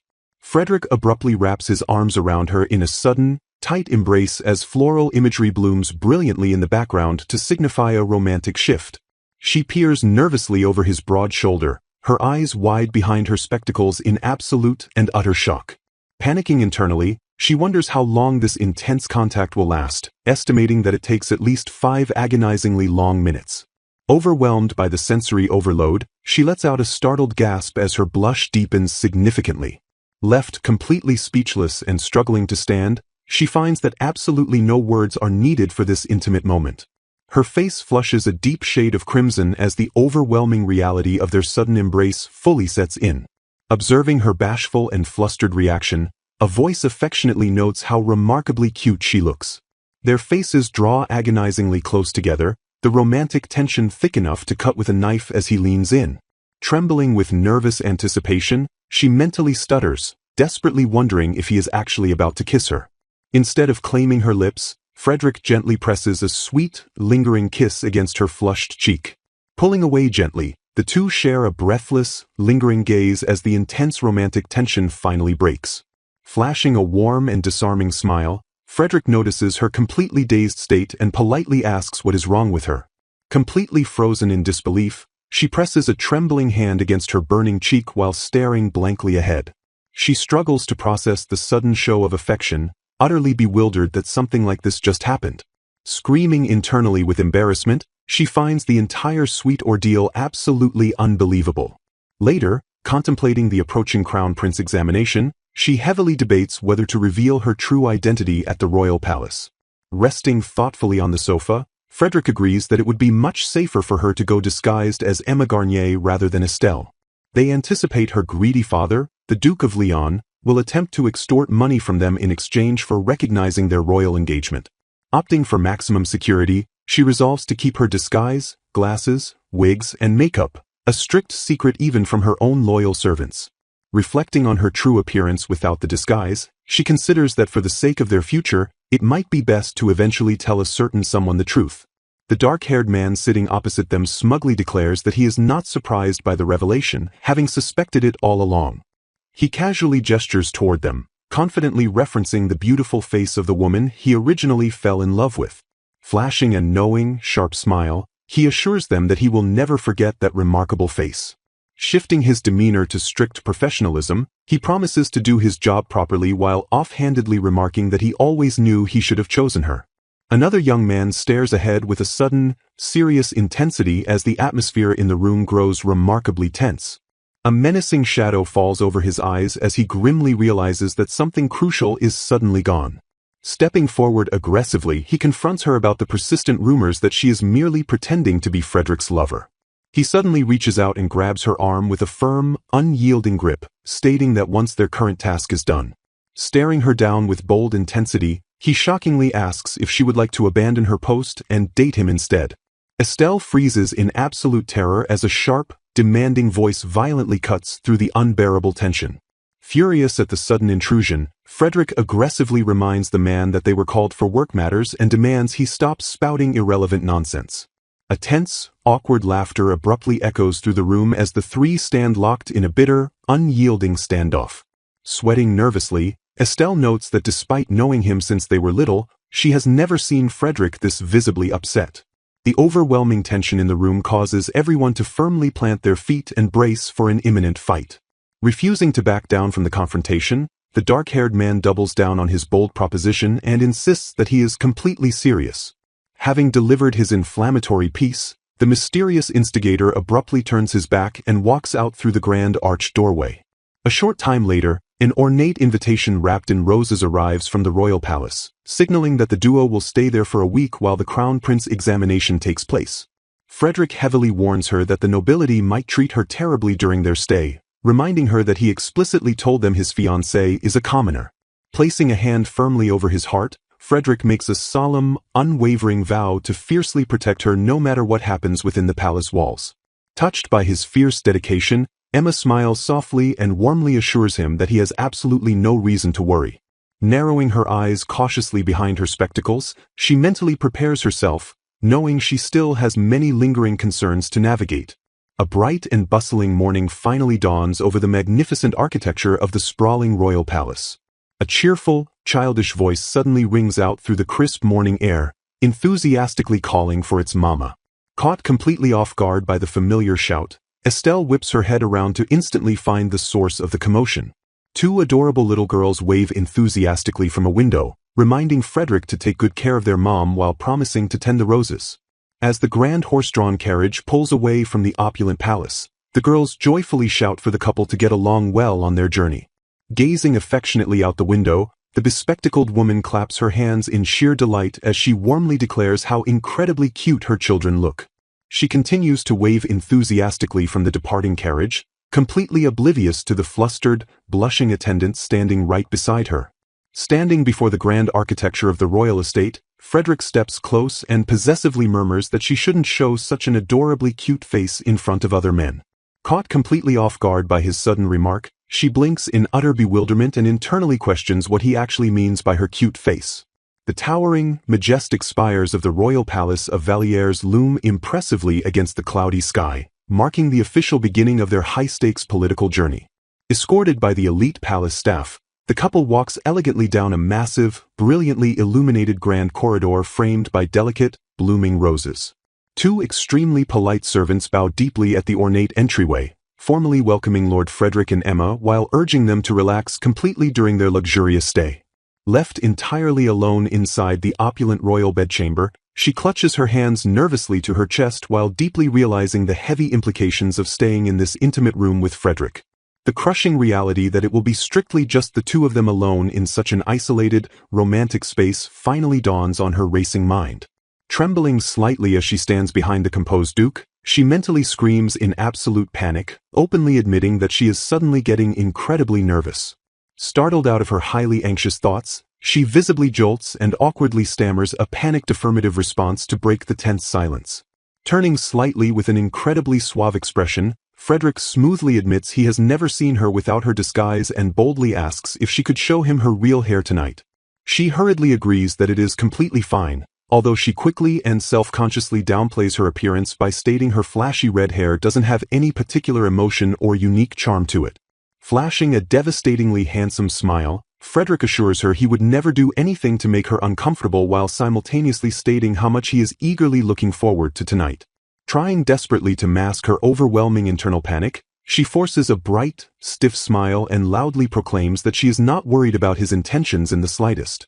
As a sudden knock echoes loudly through the ornate room, Frederick frowns slightly, quietly admitting that he has some exceptionally complicated, mixed feelings about this sudden interruption. A regal servant approaches formally, addressing His Excellency the Duke with an incredibly urgent piece of aristocratic social news. Before the attendant can even fully explain that Lady Marian of the Marquis de Mirabeau wishes to enthusiastically invite him to a tea party, Frederick sharply and instantly rejects the offer without a second thought. Both Emma and the palace messenger are left standing in completely stunned, wide-eyed silence at the sheer speed and utter brutality of Frederick's ruthless refusal. Sweating profusely under the intense glare, the persistent attendant nervously hesitates before adding that the young lady specifically and desperately requested Lord Frederick to grace the gathering with his presence. Looking extremely annoyed by the blatant social persistence, Frederick coldly retorts that he is currently busy enjoying a highly precious, deeply personal moment with his beloved fiancée. Casting a dark, undeniably menacing glare right over his broad shoulder, he aggressively orders the servant to tell Lady Marian to stop getting in his way right this instant. The terrified servant bows deeply and scurries away to deliver the harsh message, leaving Emma to nervously ask if Frederick is absolutely sure about handling the delicate political situation so bluntly. Frederick turns to her with profound, unwavering sincerity, explicitly pleading with Emma to know that he has absolutely zero romantic interest in the daughter of the Marquis de Mirabeau. Peering up at him anxiously through her round spectacles, she openly voices her lingering concern over whether it was politically dangerous or simply too much to reject such a powerful noble family so harshly. After fully realizing the sheer, undeniable stubbornness of aristocratic society, she quietly agrees that sometimes you really have to be that brutally direct for high society meddlers to finally understand boundaries. Frederick's remarkably sharp eyes soften considerably as he gazes deeply down at her, visibly moved by her incredible, mature understanding of his rather difficult political situation. Frederick apologizes for making her worry and explains that despite rejecting the persistent 16-year-old girl repeatedly, her father remained ruthlessly obstinate, prompting Emma to humorously imagine the noble's fierce rivalry with an older, commoner mother of two. Trying playfully to rationalize the aggressive political matchmaking attempt, Emma bluntly points out that technically, Frederick and the persistent young lady actually have a highly compatible age difference. Frederick instantly turns his back in sheer, palpable frustration, his voice dropping dangerously low as he firmly demands to know if she actually finds it acceptable for him to entertain other women. In a sudden burst of overwhelming, uncontainable emotion, he forcefully steps forward and urgently grips her delicate frame to pull her incredibly close to his muscular chest. Holding her tightly, he passionately demands to know what she truly thinks of their relationship, while the mere agonizing thought of Frederick being intimately involved with another woman violently flashes through her panicked mind. Wrapping his strong arms completely around her slender figure, he fully embraces her with a desperate, crushing intensity that leaves her absolutely breathless and utterly trapped in his warmth. Clinging desperately to his broad shoulders, she finally breaks and emotionally confesses that she would utterly despise it if a very important person like him ever decided to marry another woman. Burying her deeply flushed face against his sturdy chest, she shamefully admits that her fierce, possessive jealousy is an incredibly selfish and completely unreasonable thought for someone in her position. Looking up at him with incredibly vulnerable, teary eyes, she softly whispers that losing him to someone else would inevitably make her feel unimaginably lonely. Hearing her incredibly honest and raw confession completely melts away his previous anger, and a beautiful look of profound, blissful relief instantly washes over his exceptionally handsome features. Gently resting his chin heavily on her soft hair, he lovingly promises that her confession is more than enough for now and solemnly vows to always stay by her side because he also feels agonizingly lonely without her. While melting helplessly into his incredibly warm embrace, she simultaneously attempts to ground her racing thoughts by internally noting that in this world, the age of majority is 15, making 18-year-old Frederick a very fine, capable adult. Her heart races wildly and uncontrollably in her chest as she struggles to properly process the dizzying, intoxicating depths of his intense, overwhelming affection. Desperately trying to rein in her wildly fluttering heart, she mentally slaps her own cheeks, fiercely reminding herself to stay remarkably strong because they are technically just pretending to be lovers. Later that highly eventful evening, she finds herself formally invited to a massive, extravagant banquet hosted by the Queen, where all the major political players are reportedly gathering for a highly secretive meeting. Trembling slightly in her elegant evening gown, she nervously wonders what kind of perfectly composed face she should make, hyper-aware that her notoriously cruel and manipulative father is undoubtedly attending. As the towering, heavy gilded double doors of the banquet hall begin to loudly swing open into blinding light, Frederick steps remarkably close and softly promises her that everything will be perfectly fine because he is with her. Taking a deep, heavily fortifying breath to completely steady her severely frayed nerves, she whispers a soft affirmative as they finally step into the sprawling, glittering ballroom filled with the realm's highest nobility. The absolute moment they enter, deeply malicious whispers instantly sweep through the wealthy crowd like an uncontrollable wildfire, with sneering aristocrats ruthlessly mocking the older commoner girl who supposedly has a child. However, the vicious, highly critical gossip abruptly dies right in their throats the very moment the crowd gets a perfectly clear, unobstructed look at her shockingly gorgeous, brilliantly undisguised appearance. Radiating an aura of absolutely unparalleled elegance and breathtaking grace, Emma holds her head high, her profoundly striking true beauty completely silencing the entire massive room of highly judgmental nobles. The previously hostile whispers instantly transform into breathless, incredibly awestruck murmurs as the bewildered guests openly marvel at her beauty, completely and utterly unable to believe a simple commoner could ever look so divine. Completely captivated and genuinely thoroughly impressed by her overwhelming, regal presence, the stunned nobles unanimously concede that she is absolutely, undeniably worthy of being the magnificent choice of Duke Lafayette. As they confidently enter the glittering venue, spiteful nobles immediately begin whispering vicious gossip about how a girl from such a minor family could possibly be engaged to Lord Frederick. Maintaining her fragile composure despite the toxic atmosphere, Emma acutely observes how the aristocratic women wordlessly express their deep-seated disdain for people of lower rank. The suffocating tension worsens as she awkwardly shrinks under the highly unwelcome, leering gazes of the predatory aristocratic men surrounding them. Quickly rationalizing that this is simply how high society functions, she decides to completely ignore the blatant hostility to focus on her true, far more pressing concern. Turning her attention back to her charming fiancé, she is instantly overwhelmed by Frederick's incredibly intense, devastatingly hot gaze. Standing closely together, the stunning couple radiates an undeniably warm and romantic aura that completely baffles the highly judgmental onlookers. Deeply unsettled by the relentless scrutiny, she nervously realizes that the surrounding crowd is openly treating her with overwhelming, palpable suspicion. Completely unbothered by the toxic whispers, Frederick gently reassures her not to worry and smoothly encourages her to continue their formal greetings. Suddenly, a sharp gasp violently tears through her throat as a deeply familiar, utterly terrifying presence registers in her mind. An incredibly imposing, sharply dressed older man with a stern mustache suddenly steps aggressively into their immediate social circle. Pure, unadulterated panic instantly grips her entire face as she desperately tries to process the sudden, horrific encounter. She freezes entirely in place, her eyes widening significantly behind her delicate spectacles as her breath catches painfully in her throat. Trembling in absolute dread beside Frederick, she stares in sheer horror as she finally comes face to face with her cruel, estranged father.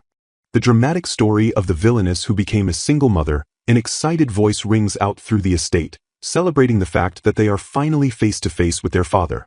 Striding confidently across the polished floor, a formally dressed group consisting of an elegant blonde man and a woman draped in an exquisite gown makes a grand entrance into the bustling ballroom. Sensing a dangerous shift in the atmosphere, A nervous woman with round glasses tightly clutches her dress, realizing with mounting dread that the social situation is turning incredibly bad. With a suffocating sense of impending doom, she desperately attempts to shrink away from the crowd, muttering to herself that the approaching aristocrats will undoubtedly notice her hidden presence. Oblivious to her panic, a smug nobleman nearby loudly congratulates Frederick on already ascending to the rank of duke and securing an engagement, speaking over a distressed woman who tries in vain to interject. The bespectacled woman freezes completely in her tracks, letting out a confused gasp as the imposing aristocratic men suddenly turn their full attention toward her immediate vicinity. Maintaining perfect composure, Frederick politely greets Duke Leon, acknowledging that it has been quite a while since their last meeting before preparing to graciously excuse himself from the conversation. Refusing to be ignored, the boastful nobleman commands Pascal and Daniel to follow his lead, confidently declaring his absolute reliance on Pascal for the upcoming trials they face. Caught completely off guard by the abrupt and dramatic departure of the noble entourage, a bewildered Frederick trails off mid-sentence, his handsome features marked by clear hesitation and confusion. From the shadowed sidelines, a sharp and intense gaze narrows with calculating precision, silently evaluating the shifting power dynamics and unfolding drama within the opulent ballroom. Stepping forward to mend the rapidly deteriorating atmosphere, a remarkably polite young man bows respectfully, formally apologizing to Duke Lafayette for his own father's abrasive and arrogant behavior. Frederick maintains a stoic and unreadable facade, his jaw set firmly as he silently processes the unexpected apology and the complex political maneuvering happening right in front of him. A palpable wave of collective relief washes over the spectating group, their tense shoulders visibly dropping as the immediate threat of a major aristocratic confrontation peacefully dissolves into polite silence. Taking swift advantage of the sudden lull in the heavy conversation, an elegant woman smoothly redirects the flow of the evening's events by gracefully excusing herself from the lingering nobles. Hidden safely behind her thick lenses, the anxious woman's eyes nervously track the movement of a specific young man, silently noting Daniel's imposing presence within the grand hall. An impeccably dressed attendant graciously guides the noble guests toward their designated places at the grand table, instructing the group to take a seat and patiently wait for the proceedings to begin. Exquisite silver cutlery and pristine porcelain plates lay perfectly arranged on the massive banquet table, highlighting the extravagant scale and immense wealth of this highly exclusive aristocratic gathering. Checking in on her increasingly nervous demeanor, a gentle companion leans in to softly ask if she is all right, prompting her to quietly reassure them with a soft and hesitant affirmation. Slumping slightly in her ornate chair, the bespectacled woman expresses profound quiet relief that she managed to remain entirely unnoticed by the terrifying crowd, though she worries about her observant brother. Seated at the lavish table, Frederick gazes downward with a deeply melancholic expression, his silent and contemplative demeanor hinting at a heavy, unspoken emotional burden weighing on his soul. Shrugging off the cold treatment with practiced ease and a faint smile, she admits to herself that their lifelong indifference to her existence no longer truly bothers her bruised heart. Despite her outward display of calm, a frantic flicker of genuine anxiety returns as she intensely worries that her brother's keen observation means a certain dangerous person might soon uncover her secret too. The murmuring aristocratic crowd instantly falls into a respectful and absolute hush as the grand doors swing open wide to announce the majestic and intimidating arrival of Her Majesty the Queen. Radiating absolute authority and chilling grace, the stoic queen and her esteemed elder companion take their rightful places on the opulent royal sofa that perfectly overlooks the lavish festivities below. Sweeping the expansive room with a cold and deeply calculating glare, the queen's piercing eyes suddenly lock onto a specific target hidden amongst the trembling sea of nobles.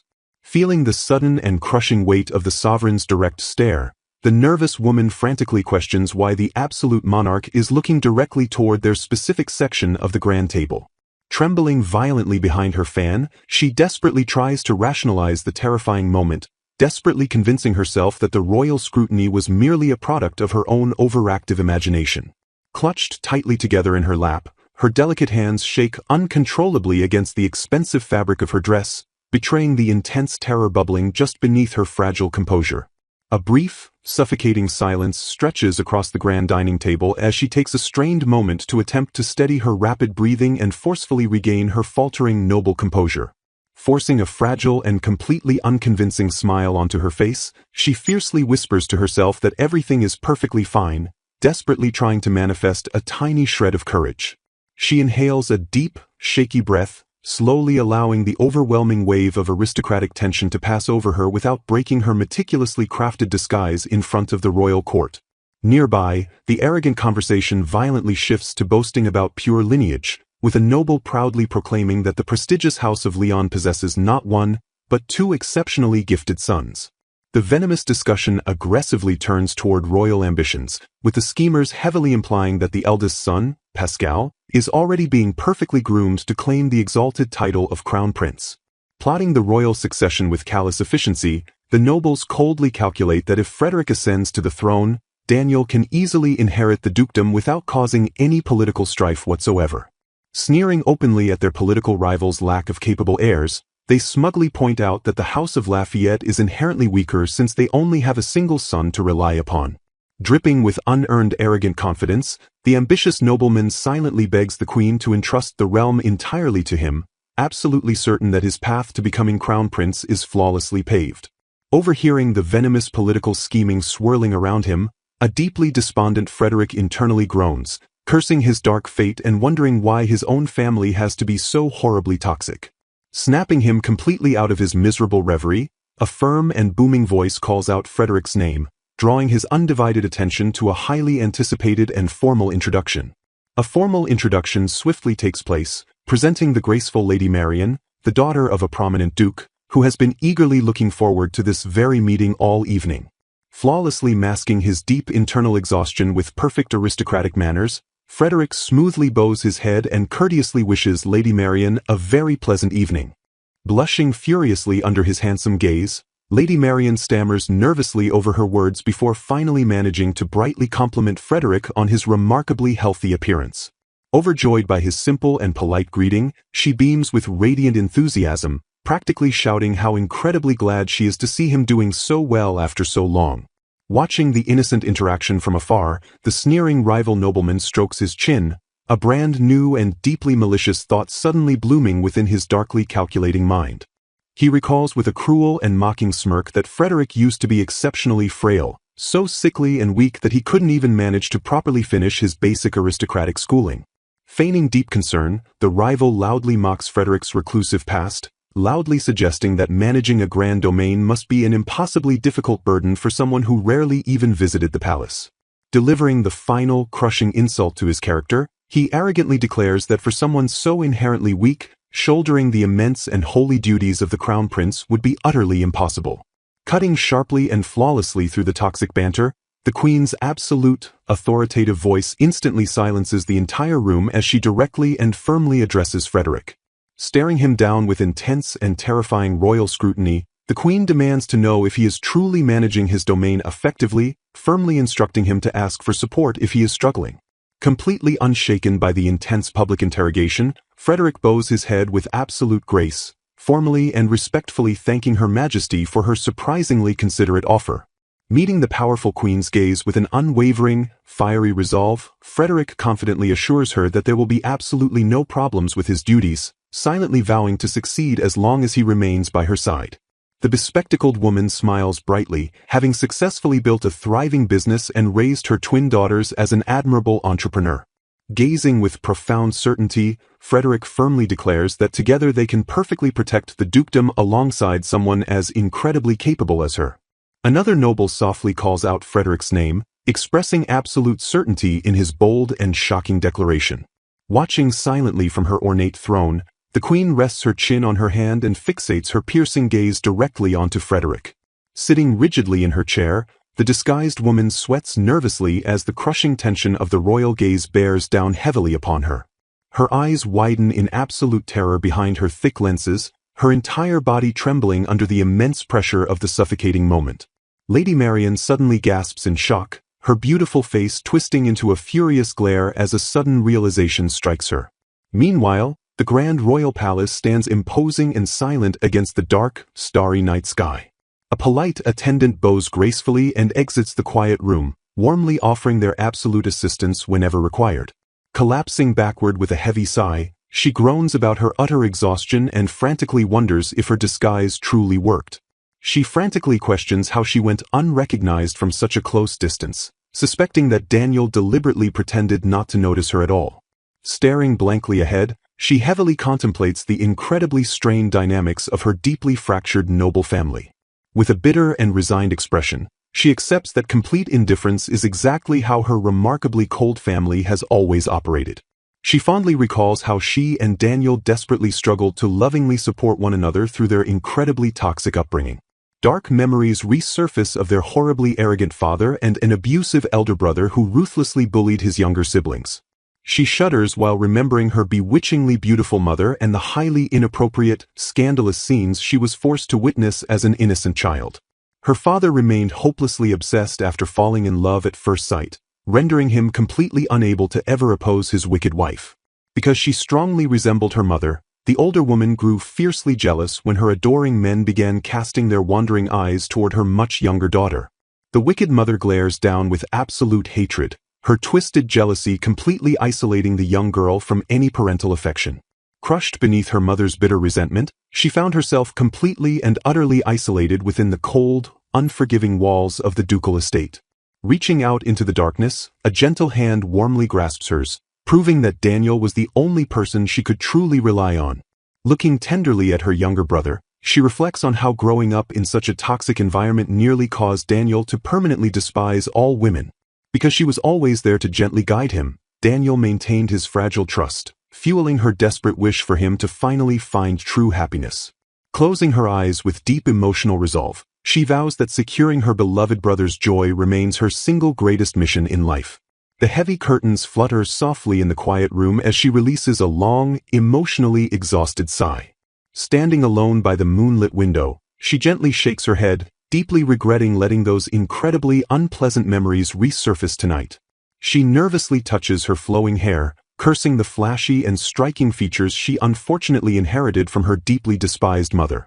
A sudden spike of anxiety grips her chest as she frantically wonders exactly how Lord Frederick will react to her true appearance. The heavy door suddenly creaks open, shattering the quiet solitude as a familiar voice announces his unexpected return. Stepping into the softly lit chamber, Frederick abruptly freezes in his tracks, his eyes widening as he takes in the stunning sight before him.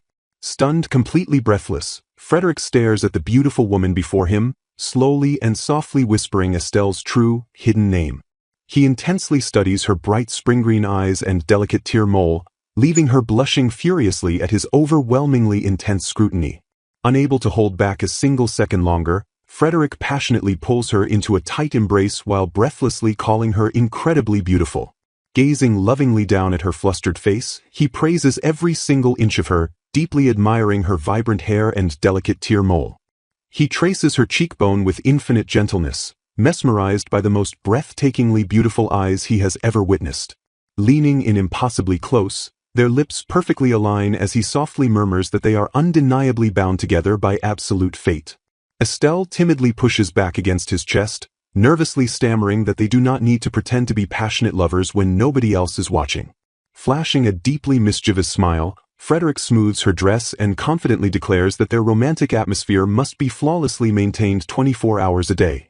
Trapped perfectly in his strong arms, Estelle internally panics over living inside a literal romance novel while he insists they act like passionate lovers at all times. Her bright eyes tremble violently with overwhelming emotion as she tries desperately to mentally process his incredibly bold declaration. A tiny spark of genuine hope ignites within her racing heart as she wonders if Lord Frederick purposely sensed her hidden feelings to warmly encourage her. Gazing up into his deeply affectionate eyes, she completely surrenders to the warmth, realizing just how incredibly special this person truly is. As the bright sun spectacularly rises over the palace spires, the intensely grueling days of royal evaluation finally begin. Strolling gracefully through the marble halls beside Frederick, she successfully manages to keep her true identity perfectly hidden while living as Emma. Every single step they take is ruthlessly scrutinized by palace officials, deeply observing them from every angle to constantly determine their fitness for the throne. Facing a notoriously strict civil official, she is thoroughly interrogated on incredibly complex subjects like high finance, aggressive diplomacy, and national defense. Drawing smoothly upon her rigorous past education as Roland's fiancée, she intentionally leaves certain answers vague to successfully avoid looking suspiciously perfect. The ultimate trial finally arrives in the form of a highly intimidating afternoon tea, silently serving as the absolute final interview with the Queen and Queen Dowager. The terrifying royal matriarch smoothly sips her tea before sharply calling out Emma's name, instantly demanding her complete and undivided attention. Piercing completely through the polite facade, the Queen Dowager drops a tremendously heavy question, fiercely demanding to know exactly what kind of King Frederick will become. Duke Frederick stands solemnly alongside the woman known as Emma, whose focused gaze is hidden behind her glasses. Looking out at the grand estate, Emma remarks that while it is not her place to presume, she recognizes Lord Frederick as a man who considers every perspective.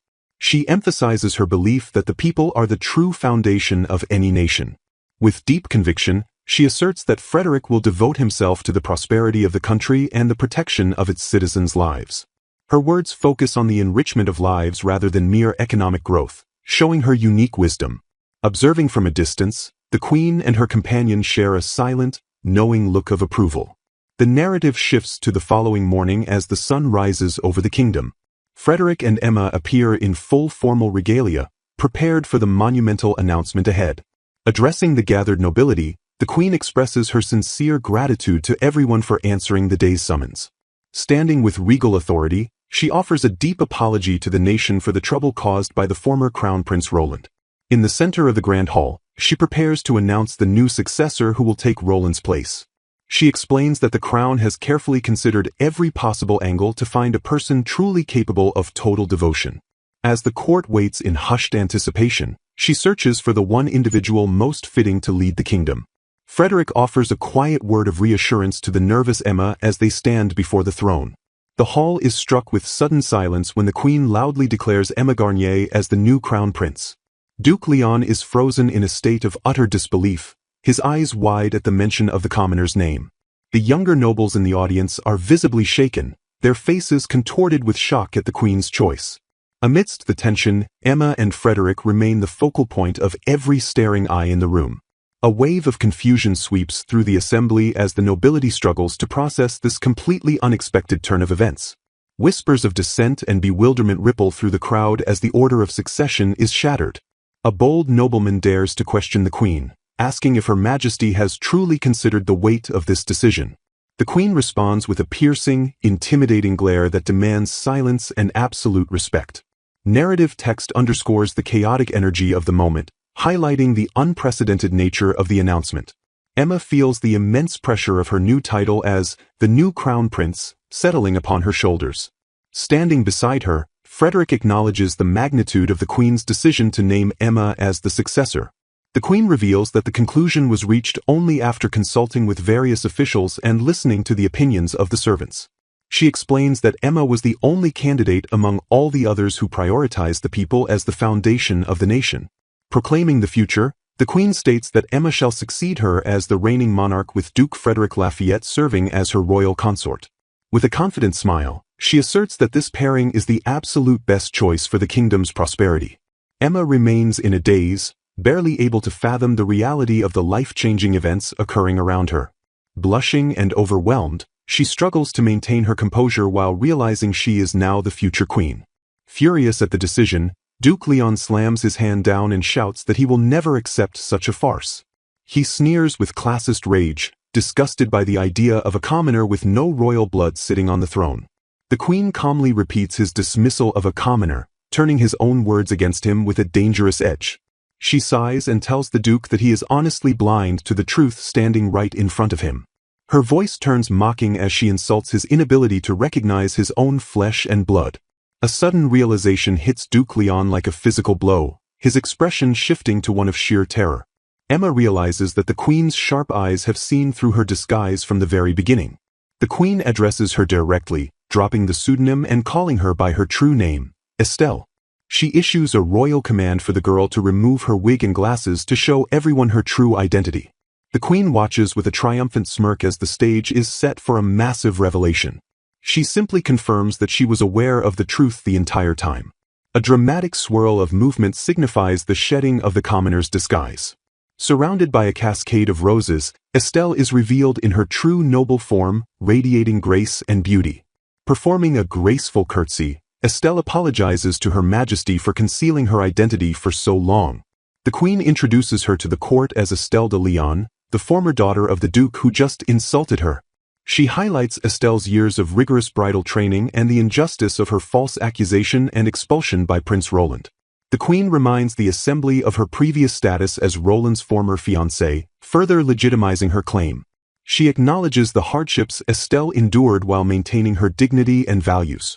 Duke Leon is left speechless and trembling as the Queen reaffirms her choice to crown the daughter he once discarded. The Queen firmly asserts that there is no obstacle to Estelle becoming a royal princess given her noble blood and lineage from a house closely tied to the crown. She issues a stern warning that any person who treats Estelle with disrespect shall be charged with insolence toward the royalty.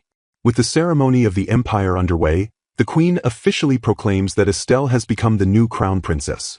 The Queen clarifies that the man Estelle eventually chooses as her husband will ascend to the title of future royal consort.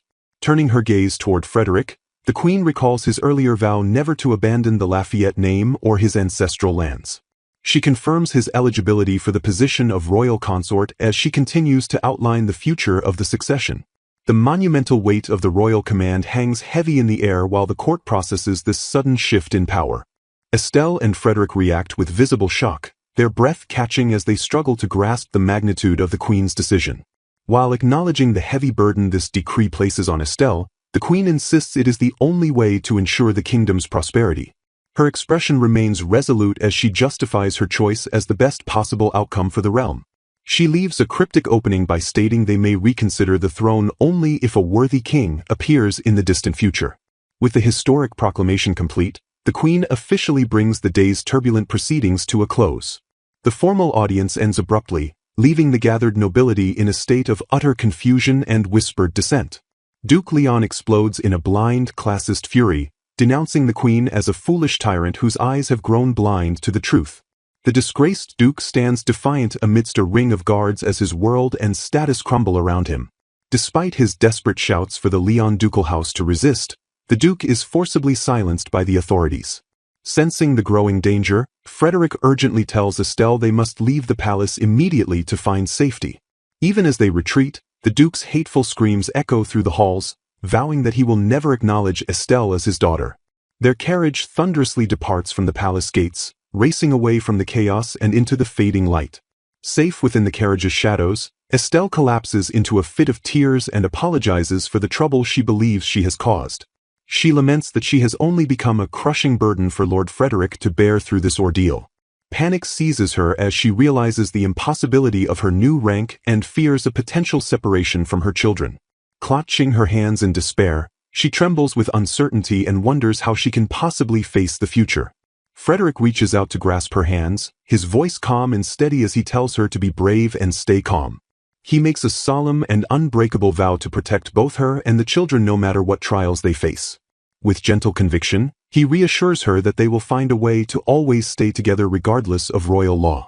Estelle looks at him with tear-filled eyes, searching for strength within his unwavering and protective presence. As the carriage rumbles on, she asks him with a heavy heart if he truly desires to become the royal consort. The scene shifts to the quiet of a private estate where the echoes of the palace intrigue are momentarily silenced. Later that evening, a weary Estelle rests in her quarters while continuing to apologize for the suffering she has brought upon him. Frederick stands vigil in the dimly lit bedroom, his silhouette reflecting the deep resolution he has held since the morning. His intense gaze fixates on her as the gravity of his secret feelings begins to surface in the silence. Sitting by the bedside, he reflects on his own perceived selfishness and the motives behind his elaborate plans. He offers her a sincere thank you for enduring the complications and putting up with his demands. When she tries to protest, he gently insists that she listen to the truth he is finally ready to confess. He admits that asking her to play the role of his lover was merely an excuse to hide his deeper intentions. Estelle is stunned by the admission, admitting she never expected the Queen to actually name her as the successor. He looks at the new crown princess before him, his gaze softening as he drops his cold exterior. Confused by his revelation, Estelle sits up in bed and asks him to explain exactly what he meant by an excuse. The intimacy of the room grows as Frederick prepares to bridge the distance between his lies and his true heart. He confesses that every step of his scheme was ultimately driven by a desperate desire to get closer to her. Although he doesn't want the crown, he declares that he is willing to endure any title as long as it keeps him by her side. He pledges his loyalty whether he is a prince, a consort, or even if they were reduced to simple commoners. Estelle is left breathless by the intensity of his confession, her heart racing as she processes his devotion. She asks him in a small, bewildered voice why a man of his stature would ever want to be with someone like her. Frederick can only sigh and cover his eyes, seemingly exasperated that she still doesn't recognize her own worth. He stands before her, the silent tension between them finally breaking into a moment of pure emotional clarity. He reaches out a steady hand toward her, bridging the final distance in the quiet sanctuary of the room. With a tender and affectionate gesture, he gently pats her head to comfort her and dispel her lingering doubts. He speaks her name one last time, cementing their bond as they prepare to face the uncertain future as one. Frederick tenderly kisses Estelle's hand, signaling a tectonic shift from their usual professional dynamic. Kneeling amidst a flurry of petals, Frederick pours his heart out with a direct and startling confession of love. He gazes into her eyes with unwavering intensity, clarifying that his feelings for her are purely romantic and deeply personal. Without hesitation, Frederick presents a formal proposal and asks Estelle to become his wife and partner. The suddenness of the proposal leaves Estelle completely stunned as the reality of his words begins to sink in. Blushing furiously, she tries to deflect the heavy atmosphere by reminding him that she is 6 years his senior. Estelle points out her status as a mother with children, but Frederick remains undeterred, insisting that her past changes nothing between them. He praises her compassionate nature and admits he fell in love while watching her raise Coco and Mia with such selfless devotion. Though Estelle prioritizes her daughters above all else, Frederick continues his earnest and relentless pursuit of her heart. Overwhelmed by his noble status, Estelle confesses she lacks the confidence to ever make a man like Lord Frederick truly happy. A sense of deep adoration hangs in the air as the weight of his feelings fills the silent, decorated room. She reflects on her life as a mother, realizing her capacity for love is defined by the children she protects and cherishes. Frederick begs for a chance to prove his worth, promising he is willing to wait while she puts her daughters first. Vowing to stay by her side through any hardship, he declares his resolve to endure whatever challenges come their way. A soft exclamation escapes her lips as the conversation takes a sudden turn toward an unexpected and probing request. Estelle stands before the kneeling lord, bracing herself to ask a question that has been weighing heavily on her mind. With a sudden burst of energy, she encourages him to speak his mind and reveal whatever else is bothering him. Frederick maintains a steady gaze, assuring her that her maternal love for Coco and Mia is something he deeply respects. His tone shifts to one of possessive warning as he tells her never to give her heart away to another man. With a playful yet chilling smile, he suggests that he might just have to lock her away if she ever dared to be unfaithful. The two stand in a heavy, charged silence as the power dynamic between them shifts into uncharted territory. Estelle attempts to lighten the mood by brightly declaring that she has absolutely no romantic interest in men at all. Joseph enters the scene with a knowing smirk, questioning her about his own flirtatious behavior toward her. Dismissing the attention as simple politeness, Estelle laughs off the idea that there is any deeper meaning behind the flirting. Frederick explains that Joseph was a top student and notes that Italian culture practically mandates such chivalrous behavior toward women. Impressed by his sophistication, Estelle marvels at how much Joseph has grown and learned the ways of the worldly elite. A shadow of annoyance crosses Frederick's face as he watches her praise another man's worldly charms and experience. He observes that despite their differences, men often share the same underlying motives when it comes to the women they desire. Frederick finally breaks the tension by urging her to retire for the evening and get some much-needed rest. Before departing, he leaves her with one final, whispered declaration of his absolute love for her. Estelle stands alone in the quiet room, her mind racing as she tries to process the whirlwind of emotions from the night. The full weight of the marriage proposal finally hits her, sending her into a dizzying spiral of panic and confusion. She begins to question every past interaction, wondering if his supposed acting was actually the truth all along. Clutching her head in despair, Estelle realizes she has no idea how to handle this monumental shift in her life. The shock remains visible on her face as she frantically searches for a way to respond to such an overwhelming confession. Meanwhile, out in the city streets, newsboys shout about a shocking revelation regarding the neighboring country's crown princess. Commoners gather in excitement, gossiping about the high-profile news that has finally reached their kingdom. They discuss the identity of a noble lady from Voliere named Emma, wondering about her mysterious and tragic background. The report reveals that Ediel was exiled on false charges and has been living in hiding to protect her true identity. Eager to see the famous lady for themselves, the citizens decide to visit the restaurant she reportedly owns and operates. The narrative confirms that Emma Garnier is actually a high-ranking ducal daughter who was forced into a bitter exile. Back in the safety of her home, Estelle complains of a massive headache while Joseph tries to regain her focus. Joseph offers a quick apology for getting sidetracked and prepares to return to the serious business at hand. He formally suggests they move forward with the personal authentication process to verify her true identity. Looking every bit the serious official, Joseph focuses his full attention on the documents resting before him. He addresses her by her true noble name, Estelle de Leon, marking the start of the official magical verification. When asked for her date of birth, she calmly confirms that she was born on the 20th of November. It is revealed that Joseph's true mission was to gather definitive proof that Emma Garnier and Estelle de Leon are the same. In this world, magical power serves as a permanent, unique identifier that never changes from birth until death. Joseph prepares for the final stage of the investigation, asking Estelle to describe the specific traits of her magical power. A serious official warns Estelle that her answers are being recorded and any discovered lies will be treated as a crime.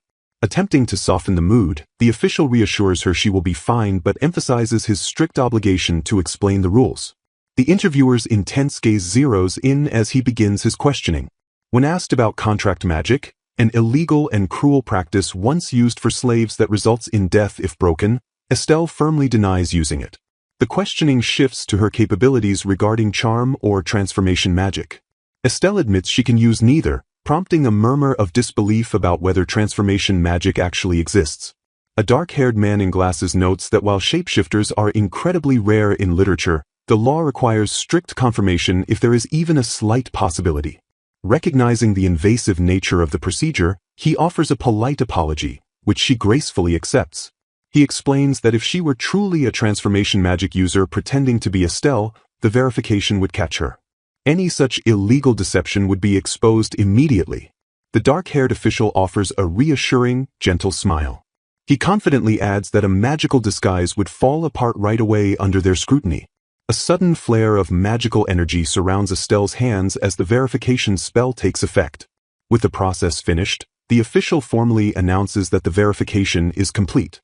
He confirms her identity as Estelle de Leon, the former duke's daughter, to which she expresses her profound gratitude.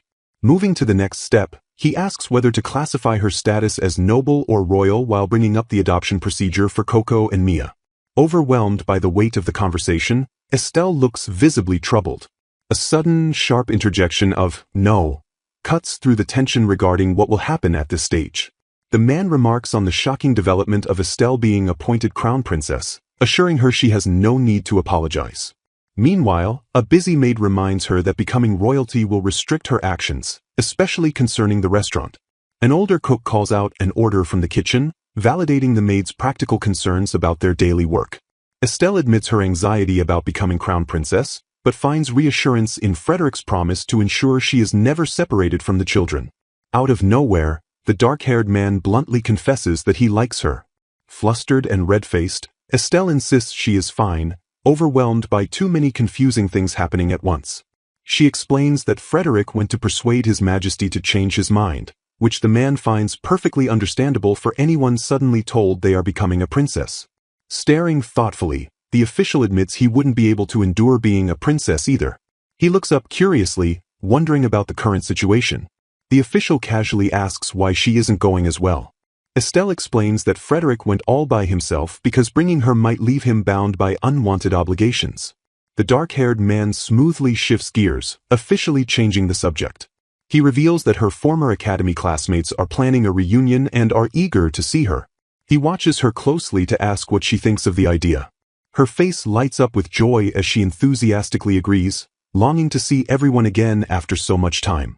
Pleased with her eager response, the man promises to make the necessary arrangements.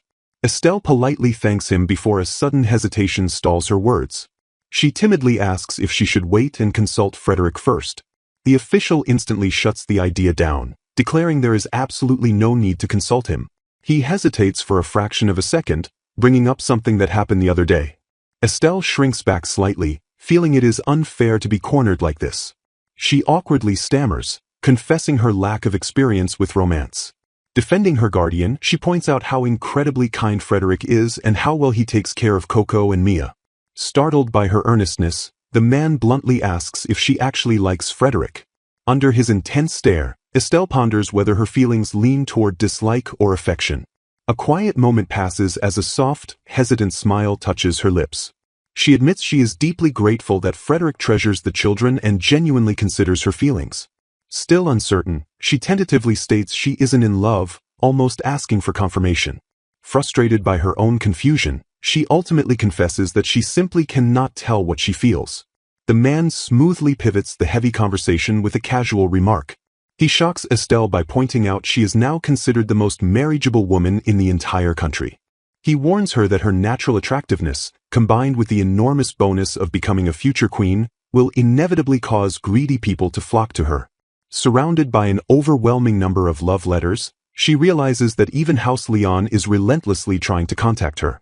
A maid holds a stack of envelopes while the protagonist anxiously wonders if her father and brothers are involved in the sudden influx. Standing resolutely, Frederick deals with all the overwhelming attention together to desperately protect her and the children, earning her deepest gratitude. Standing tall in the dimly lit library, Frederick gazes down attentively at the seated protagonist. Adjusting his glasses with intense focus, Frederick firmly declares that the match isn't decided yet. Exuding sharp confidence, he commands her to remember that crucial fact. A royal carriage approaches silently through the lush, sunlit foliage. Standing alone by grand windows, she is heavily burdened by the unforgettable weight of Joseph Sama's words. Closing her eyes in sheer exhaustion, she wonders desperately if he is joking or entirely serious. Walking down a beautifully lit grand corridor, she reflects on who she can truly trust during times like this. Blooming flowers frame her thoughts as she warmly realizes exactly who she can rely on. Bursting with joy in the kitchen, the twins gleefully shout for their mama to look at how perfectly the egg whites stood up. Beaming with absolute happiness, she listens as her daughters proudly explain how a magic tool made the flour fluffy enough for a delicious cake. Radiant with pure maternal joy, she delightfully declares that her smiling daughters are her ultimate healing. A freshly prepared cake pan is carefully placed into the glowing warmth of a stone oven. Catching their mother completely off guard, the twins suddenly ask if something happened with Frederick. Leaning in closer, they gently press their flustered mama for an answer. The girls teasingly ask if she gets embarrassed, pointing out that both she and Frederick turn bright red whenever they see each other lately. Flustered and averting her gaze, the mother stammers nervously as she attempts to answer a hypothetical scenario. Staring up with innocent curiosity, the twins bluntly ask what she would think if she married Frederick Sama. Overjoyed at the thought of becoming a real family, the girls exclaim that they suit each other perfectly, causing the mother to panic over messing up. Desperately trying to temper their soaring hopes, she quickly stammers that absolutely nothing has been decided yet. Expressing her deep uncertainty about the future, she admits she still doesn't know what will happen. As the girls point out Frederick's obvious love and ask if she hates him, she frantically clarifies that she is extremely grateful and certainly does not. Pondering the question deeply, she shyly confesses that she doesn't really know if her feelings go as far as true love. A lingering, unvoiced thought trails off into a mist of romantic uncertainty. One twin brutally asks if her heart races when Frederick kisses her, sending the mother into an absolute, blushing panic. Stuttering wildly in defense, she stammers that they haven't done anything like that together. Trembling internally, she agonizes over what to do as she realizes her heart actually does race. She clearly recalls the heavy feeling of her heart while pretending to be lovers. A delicate touch of hands perfectly accompanies the memory of her heart racing the entire time. She rationalizes that if that intense racing feeling wasn't an unpleasant one, then everything will ultimately be fine. Staring blankly ahead in stunned realization, the mother is left completely speechless between her two observant daughters. A close-up of her widened eye reveals her profound shock as comforting words echo continuously in her mind. Standing before a grand, imposing estate under the night sky, she deeply questions what everything even means. A beautifully sliced piece of cake rests invitingly on a pristine plate. Frederick stands solemnly and respectfully beside her as Her Majesty the Queen makes a grand appearance. The narrative somberly reveals that the queen still feels responsible for Roland's broken engagement 6 years ago. Due to these past events, Her Majesty intends to adopt Estelle and Angira now that House Leon has officially disowned Estelle. However, the queen remains firm that Estelle is the most suitable candidate for the crown princess position, though she would accept a change if a better successor is found. Frederick bows with deep respect, expressing his profound gratitude for her understanding. Gently touching her arm, Frederick offers a warm, reassuring smile and tells her not to look so discouraged. Holding a resolutely calm expression, he firmly reminds her that nothing has been decided yet. Looking exceptionally dashing, Frederick places a hand over his heart in a silent vow to protect her. She gazes up at him, completely overwhelmed by his unwavering devotion and the protective promise he makes. A beautiful close-up of her eye captures her intense inner turmoil as she wonders if any woman could resist falling in love with him. Reflecting on his brilliant mind, kind heart, and adorable sulky expressions, she happily admits everything about this beautiful man is captivating. The sharp, painful memory of another man coldly declaring he isn't in love violently interrupts her romantic thoughts. Pushed to the brink of confusion, she desperately questions if these current, overwhelming emotions could somehow not be love. Gazing into the starry night, she painfully remembers being firmly told before her arranged marriage that her late husband wished to be alone on the anniversary of his former wife's death. Sitting across from him at a dimly lit table, she reflects deeply on her former life husband who was 10 years her senior. Despite his serious and gentle nature, a painful, lingering realization severely clouds her mind. The heartbreaking truth was that he never once told her he liked or loved her as a woman. Although she remains incredibly grateful for the peaceful life they shared, she firmly believes that even after their marriage, he continued loving his late first wife. Looking sadly at a withered flower in a cracked vase, she sorrowfully acknowledges that the emotion called romance simply did not exist within that life. Suddenly, she struggles to process her past, wondering if that racing feeling back then wasn't actually an unpleasant one. Trembling slightly, she gently touches her chest, overwhelmed by the sudden and confusing swell of unfamiliar emotions. Staring deeply at his broad back, she desperately questions whether she truly disliked that pounding feeling in her chest. Meanwhile, the name Estelle drifts through her thoughts, pulling her once again into a deep state of vulnerability. Flushing deeply with anticipation, she vividly imagines a scenario just like when they were pretending to be lovers. Embracing the intense feelings that have begun to sprout, she nervously wonders what kind of reaction she would get if she explicitly asked him to touch her. Her sprawling memories immediately shift back to one fateful day while staying at the royal palace as a candidate for the crown prince. She vividly remembers his striking features, such as a beauty mark under his left eye, fresh green eyes, and red hair that shines brightly like gold in the light. Suddenly, an intense wave of emotion hits him as he exhales deeply, expressing immense relief to have finally found her. Meanwhile, a figure remains carefully hidden among the rustling, beautifully sunlit foliage of the garden.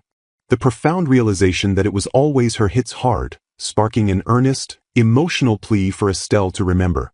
Relaxing confidently in a luxurious chair, he intensely recalls that defining incident from exactly 13 years ago. Gazing out at the magnificent Voliere castle 13 years ago, he reflects on his frail childhood where he hardly ever went outside. At just 5 years old, he arrived at the royal palace for the very first time, brought by his father the Duke for a formal audience with the Queen. Frantic urgency fills the air as palace staff desperately rush to prepare for their imminent arrival. Stepping forward, the imposing presence of Duke Lafayette effortlessly commands immediate respect and absolute attention. Looking up innocently, the young, wide-eyed boy calls out to his father with mild confusion. Kneeling down gently, the Duke apologizes to young Frederick about an urgent matter and asks him to wait in the room, promising to be back soon. With a subtle, disappointed frown, the young boy quietly agrees and says he understands the situation. Outside, the majestic sky gradually shifts as about 5 excruciating hours painstakingly pass by. Sitting entirely alone on a massive sofa, the young boy exasperatedly realizes his busy father is not coming back at all. Having lost his patience, Small Boots quietly step off the grand furniture, ready to finally venture out into the unknown corridors. Wandering completely alone down the vast, empty corridor, he nervously calls out, asking where his father could possibly be. He slowly pushes open a massive, sunlit door, stepping cautiously into the breathtaking, sprawling outdoors. Moving forward, The sharp, observant profile of the young noble captures his innocent yet fiercely determined gaze. He stops dead in his tracks to marvel at the incredibly ornate and beautifully decorated palace hallway sprawling endlessly before him. Sudden panic sets in as he looks around, completely lost, frantically wondering where he even is. Startled by a sudden noise, an adult voice aggressively demands to know who is there, accompanied by a frightened gasp. Trembling slightly and peeking out from behind a door frame, the young boy softly mutters in hesitation. Alerted and panicked, someone loudly shouts that there is an intruder hiding nearby. An angry voice sharply demands to know what the young boy is doing wandering around in a restricted place like this. Terrified by the severe shouting, he screams an apology and desperately sprints away as fast as his little legs can carry him. Taking quick refuge in a beautiful, secluded garden pavilion, he breaks down into quiet, miserable sobs. Nearby, a young, elegant girl stops silently in her tracks as she hears a distinct, sorrowful sniffle. Startling the crying boy, the young girl suddenly appears over the lush bushes and kindly asks what the matter is. Peering at him with large, beautifully concerned eyes, she gently asks if he is feeling sick. He jumps back in complete shock, uttering a startled gasp as the elegant girl calmly sits down right beside him. Handing him a delicate cloth, she softly asks if he is okay and offers it to wipe away his heavy tears. Wiping his tear-stained face, he looks up at her with profound gratitude and softly thanks her so much for the kindness. He stares at her in absolute awe, completely struck by her breathtaking, ethereal beauty. Smiling brightly through her own pain, she explains she embroidered it as a gift but was told they didn't want it, so she is incredibly happy to hear his thanks. Even as she smiles kindly at him, a subtle, lingering hint of sorrow beautifully highlights her youthful, expressive face. Reassuring him that it's absolutely all right, she offers to give it to him if he likes it, entirely dismissing his embarrassed protests that he would feel too bad accepting it. With genuine, heartwarming insistence, she firmly asks him to please just take the beautifully embroidered gift. Gripping the cloth tightly with both hands, he blushes deeply and offers a sincere, heartfelt thank you to the mysterious girl. A young girl smiles warmly, radiating a gentle and innocent charm. Reassuring a young boy, she firmly promises that everything will be okay from now on. Recognizing him as the Duke's son, she eagerly greets the boy, who introduces himself as Frederick Lafayette and politely asks for her name in return. Exuding confidence, she declares that he should leave everything to her as she takes charge of the dangerous situation. Frederick is joyfully embraced by an older man, likely his father, while the mysterious young girl watches them with a heartwarming smile. Her good deed accomplished, the young girl quietly walks away down the grand, sunlit corridor. Apologizing to Frederick, his father listens as the young boy desperately pleads to find and thank the brave girl who just helped him. Regretfully, the father admits that he has absolutely no idea who the young lady was that came to his son's rescue. While a loyal servant suggests at least revealing her name to the boy, the master sternly shuts down the idea, insisting that the matter is completely closed. It becomes abundantly clear to the adults observing the situation that the young boy has already fallen deeply in love with Estelle. They intensely fear the devastating heartbreak that would inevitably follow if Frederick ever discovers that she is actually the crown prince's fiancée. A somber realization washes over the present-day Frederick as he deeply reflects on the painful truth hidden from him in his youth. Looking back on his kind father's actions, Frederick realizes the lie was told out of pure consideration, as his father intimately knew the royal family and definitely knew about Estelle. Fast-forwarding to the present day, he marvels at the astonishing twist of fate regarding that very same girl. Unbelievably, the first love he thought was forever out of his reach is now resting peacefully right here in his arms. Overwhelmed by deep emotion, he considers this utterly impossible reunion to be nothing short of an absolute miracle. Although he remembers their fateful encounter with crystal clarity, he accepts that it is only natural Estelle didn't seem to remember him, given that it is a story from 13 long years ago. Gazing fondly at the carefully preserved handkerchief in its display box, he contemplates what would happen if he finally told her the truth.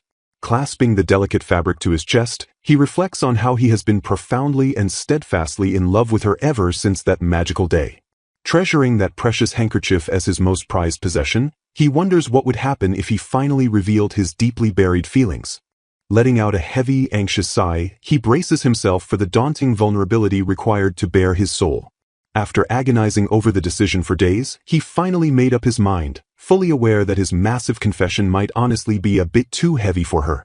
Kneeling respectfully by her bedside, he boldly declared his love, having decided he absolutely shouldn't let this unprecedented miracle go to waste.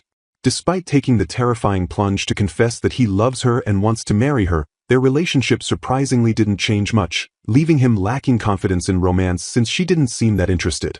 Noticing a sudden shift in her demeanor a few days later, a visibly confused Frederick asks her what is wrong. For seemingly no reason at all, Estelle suddenly flushes a bright, embarrassed red and frantically stammers that absolutely nothing is the matter. Wondering what she reacted to like that, Frederick senses her reactions have changed compared to before and finds himself swinging wildly between exhilarating joy and deep worry. Sitting across the vast dining table, he cautiously wonders if this adorable newfound awkwardness means she is finally becoming a little conscious of him. He reflects that while others have shown interest in him before, he always found them difficult to be with and ran away, meaning he doesn't have any experience with romance himself either. That profound lack of romantic experience is exactly why he feels so incredibly overwhelmed by the sheer intensity of his current emotions. For the very first time in his entire life, he genuinely wants something from the bottom of his heart, thinking desperately every single day about what he should do to win Estelle's heart.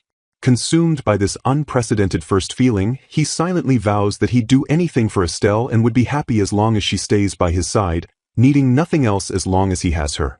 Suddenly realizing the staggering intensity of his own romantic thoughts, a deeply embarrassed Frederick quickly covers his blushing face and coughs to compose himself. Transitioning to political matters, they discuss how becoming His Majesty's adopted daughter isn't a bad idea, as it would clearly make it easier to push aside the dark influence of the Leon ducal house. Furthermore, she points out that serving as the crown princess remains a viable strategic option until another suitable candidate officially appears. Agreeing that she is right, Frederick expresses his relief, noting that with a bit more experience, Daniel can undoubtedly become a remarkably fine crown prince. A heavy, awkward silence suddenly falls over the grand room as Frederick shifts uncomfortably on his tall boots. Breaking the silence, she curiously points out that he was a bit spaced out and bluntly asks what he was thinking about just now. Caught completely off guard by her direct question, a flustered Frederick struggles to find his words and begins to stammer nervously. Leaning in closer, she flashes a sweet but demanding smile, firmly insisting that he tell her the absolute truth without hiding it. As Frederick seemingly blurts out the embarrassing truth of his earlier romantic thoughts, Estelle is completely stunned into a deep, blushing silence. The sheer gravity of his remarkably honest confession washes over her, leaving her totally speechless with her hand hovering nervously over her mouth. Unable to form a coherent sentence, she can only let out a small, trembling gasp as her delicate face burns with undeniable embarrassment. Gazing up at him with intensely flushed cheeks and wavering eyes, she softly admits that she was wondering about something specific. She innocently reveals that she was just wondering what true love is actually like, a staggering statement that immediately strikes Frederick with the stunning force of a lightning bolt. Instantly panicking at his frozen reaction, a frantic Estelle waves her hands in the air and desperately apologizes for saying something so incredibly strange. However, rather than being put off by the strange comment, Frederick's shadowed face breaks into a dangerously passionate, intensely predatory smirk. Without a single moment of hesitation, he swoops in and effortlessly sweeps a completely shocked Estelle right off her feet into a breathless Princess Carrie. Utterly overwhelmed by the sudden, sweeping romantic gesture, she flails slightly in his strong arms, emitting soft, panicked noises of sheer disbelief. As his handsome face draws dangerously close to hers, all her remaining defenses completely crumble, leaving her hopelessly trapped in the overwhelming intensity of his long-awaited love. Leaning in with a confident smile, the blonde man asks if she wants to practice again, causing her to gasp in flustered shock. Blushing deeply and averting her gaze, she stammers out a confused denial before nervously second-guessing herself. Looking down with a shy expression, she quietly admits that she doesn't actually dislike it. Seizing the moment, he pulls her into a tight, intimate embrace as she nervously clutches his arms. Gently pressing forward, he leans his face intimately against the crook of her neck.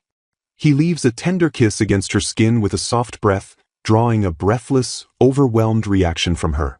Suddenly pulling apart on the sofa with a sudden rustle, both of them flush red with lingering embarrassment. Gazing at her affectionately, A soft and deeply satisfied smile touches his lips. Pulling her into a warm back hug, he joyfully realizes that Estelle's feelings for him are definitely changing, finding immense happiness in just a little of her affection. Staring ahead with renewed resolve, he silently promises himself that he will eventually confess that she is his first love. He plans to convey these deep feelings alongside a special thank you, tying them to the memory of the handkerchief he received from her so long ago.